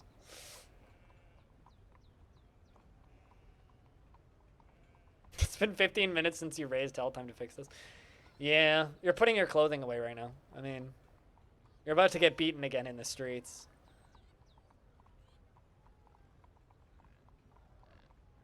Maybe they gave you a better sentence. Nope, just a beating. I mean, I got no control over the legal system. The dwarves decide the legal system, so.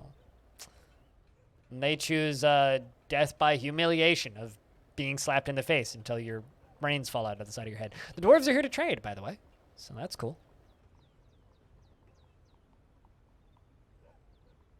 This is also true. The beatings will indeed continue until morale improves. Unfortunately, morale is not improving. In fact, I would say it's making it worse.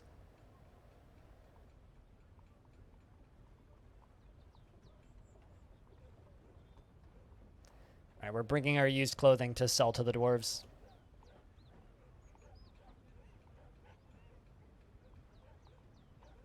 I mean, I could like I intentionally make the dude who does the beatings not like a military, not like a minotaur, but like if I put any of my military dwarves in that position, they would just one tap him through the skull. Like they'd punch him in the forehead, it would cave his forehead in, and it would force the skull through the brain, and he'd get insta one tapped. But I'd rather not do that because I'd like to recover him. And my prison cells are literally like a luxury suite. So usually when they spend a lot of time in prison, they come out way happier than they were when they went in.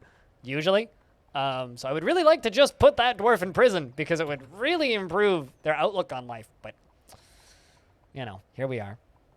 The dwarves insist on continuing to beat, so we will continue to beat.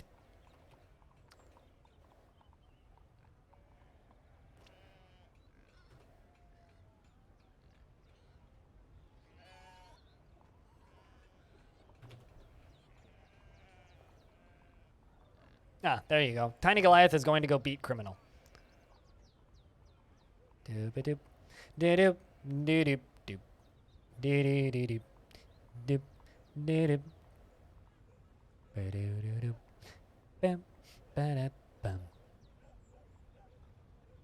Learned featherwood ballista bolts are pretty terrible around that time too. Oh, what? Like shooting your dwarves with ballista bolt?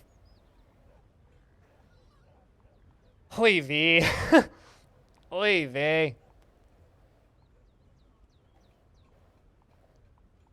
Yeah, see, like a little bit of blood gets spilled, but it's not like it's like the worst thing. It's just like her head's cut open, her head is bruised, her left hand is broken, her left second finger is broken, her left hand is smashed open, her left hand is dented, her left hand is bruised, her guts is bruised, her lower body is bruised, her left upper leg is bruised. It's just a lot of bruises with a small cut on her head. She'll be fine. Now, Windatar, can you please stop screaming? We'll tend to your wounds in a minute. Just give it some time. And stop vomiting while you're at it. You're making a mess of things.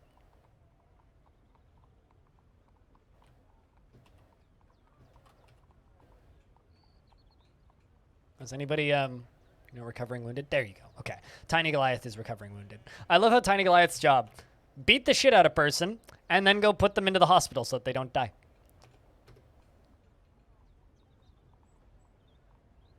Windatar is still on the ground, just vomiting.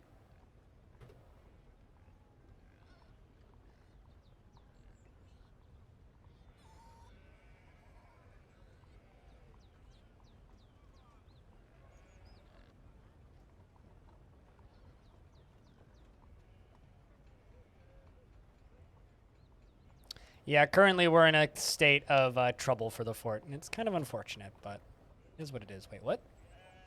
What did you get attacked by? Hold up.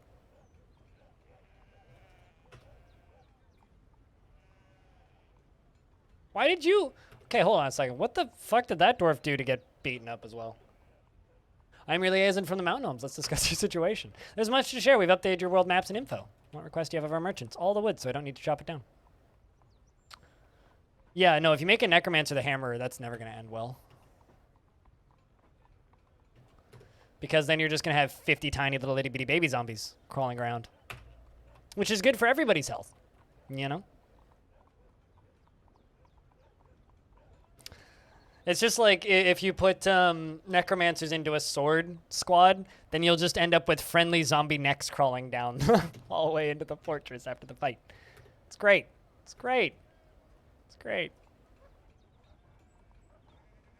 Kind of punishes the whole colony when one dude goofs. Yeah, pretty much.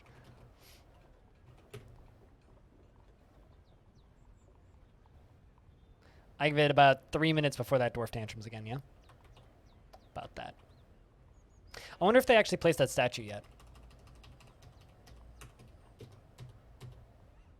Nope. They did not.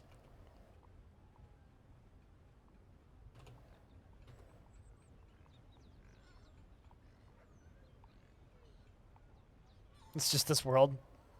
It's kind of nice playing a world with no necromancers in it. I like necromancers, but they get kind of... I like necromancers more as a weird, far away, distant evil that you kind of need to go out of your way to acquire. Like, you kind of need to know how to play the game to acquire the evil books to become a necromancer.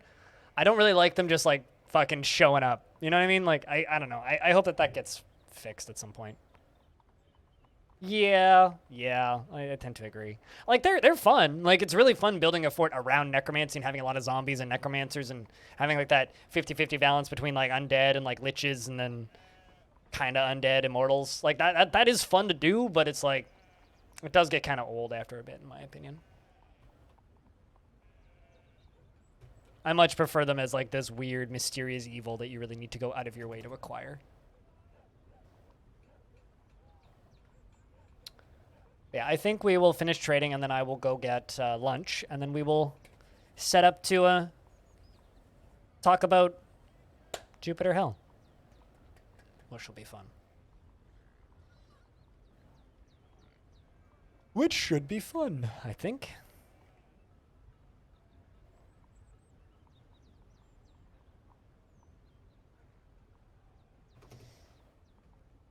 Although it is really fun, Habitual, when you have one dwarf in your fort who's a necromancer, and then the dwarf starts just, like, writing and making copies of the Necronomicon.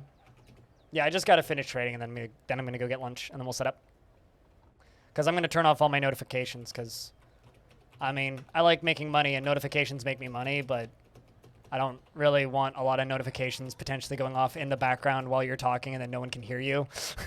So I'll turn off all my notifications and that'll be pretty much good to go.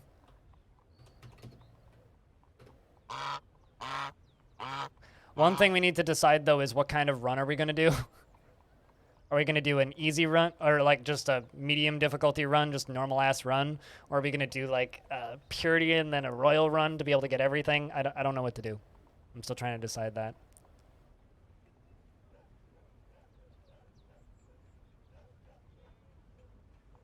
But then like we won't get Dante, so I don't know. The random necromancer propagation is great. The world being all necromancers. Yeah.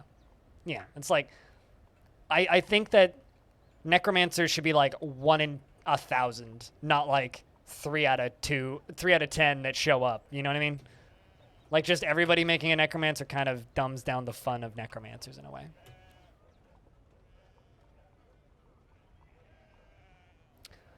This world there is one vampire, and he's in my walls, but chained up in my walls specifically. But vampires are quite common if you set your world to high savagery. If you don't have high savagery, they're very rare. This is the only vampire in this world. That's Zaloro. And he's covered in his own tears. He's just screaming and crying. The sad part is he does have a bronze pick strapped to his upper body. But because he's permanently berserk, what I was originally planning on doing was I was going to let him dig out of this cell and build his own fortress. Problem is because he's berserk, I can't do that. So, sad. So even though he's got a bronze pick, nothing I can do. He went berserk before I was able to make him happy. But I've more or less finished my trading. So I'm just going to let the dwarves kind of do their thing for a little bit. I'm going to go get my lunch, which will take me about 5 minutes tops. I need to give myself an injection and whatnot and eat my food.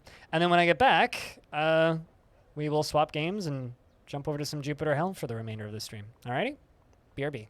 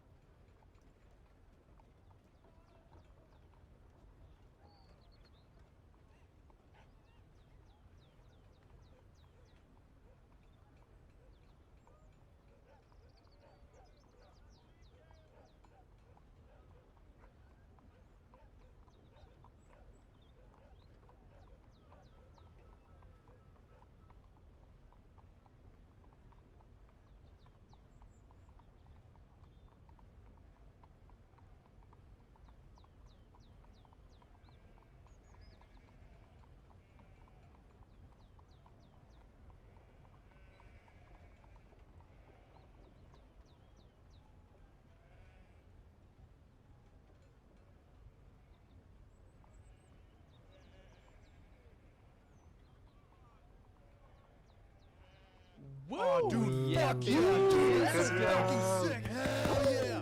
Woo!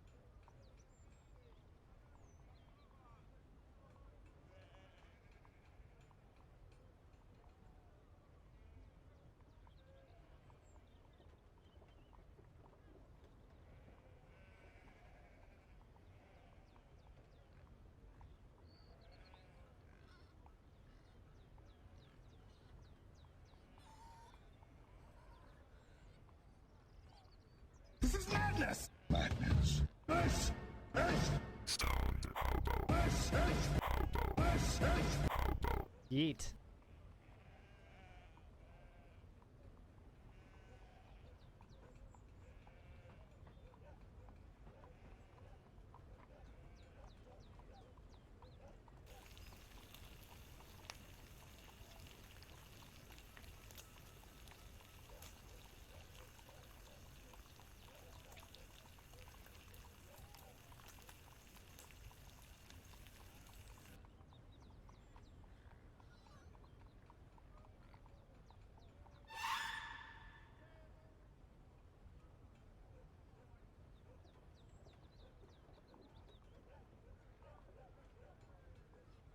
Cheese for everyone.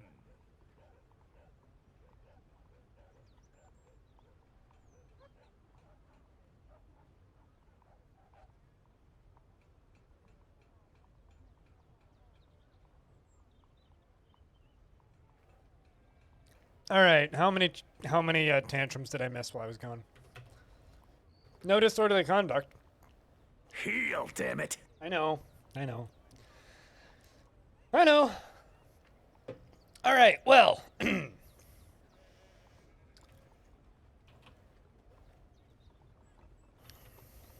long as, like, nobody's dead. What'd you do, Windatar?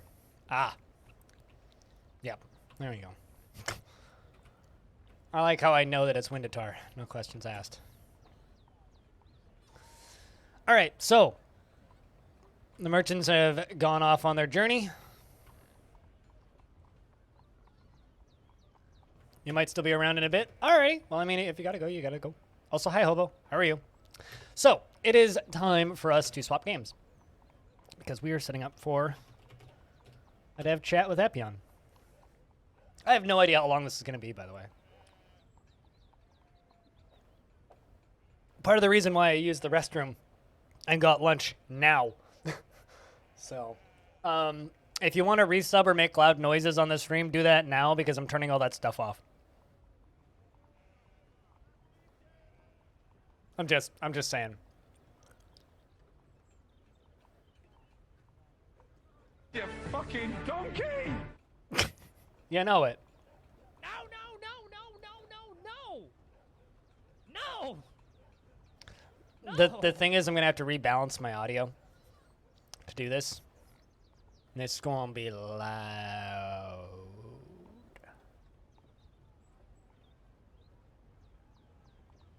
Unless I set up audio cabling, which I really feel like really don't feel like doing. Alright, that's that. That. And alright. All of those are disabled.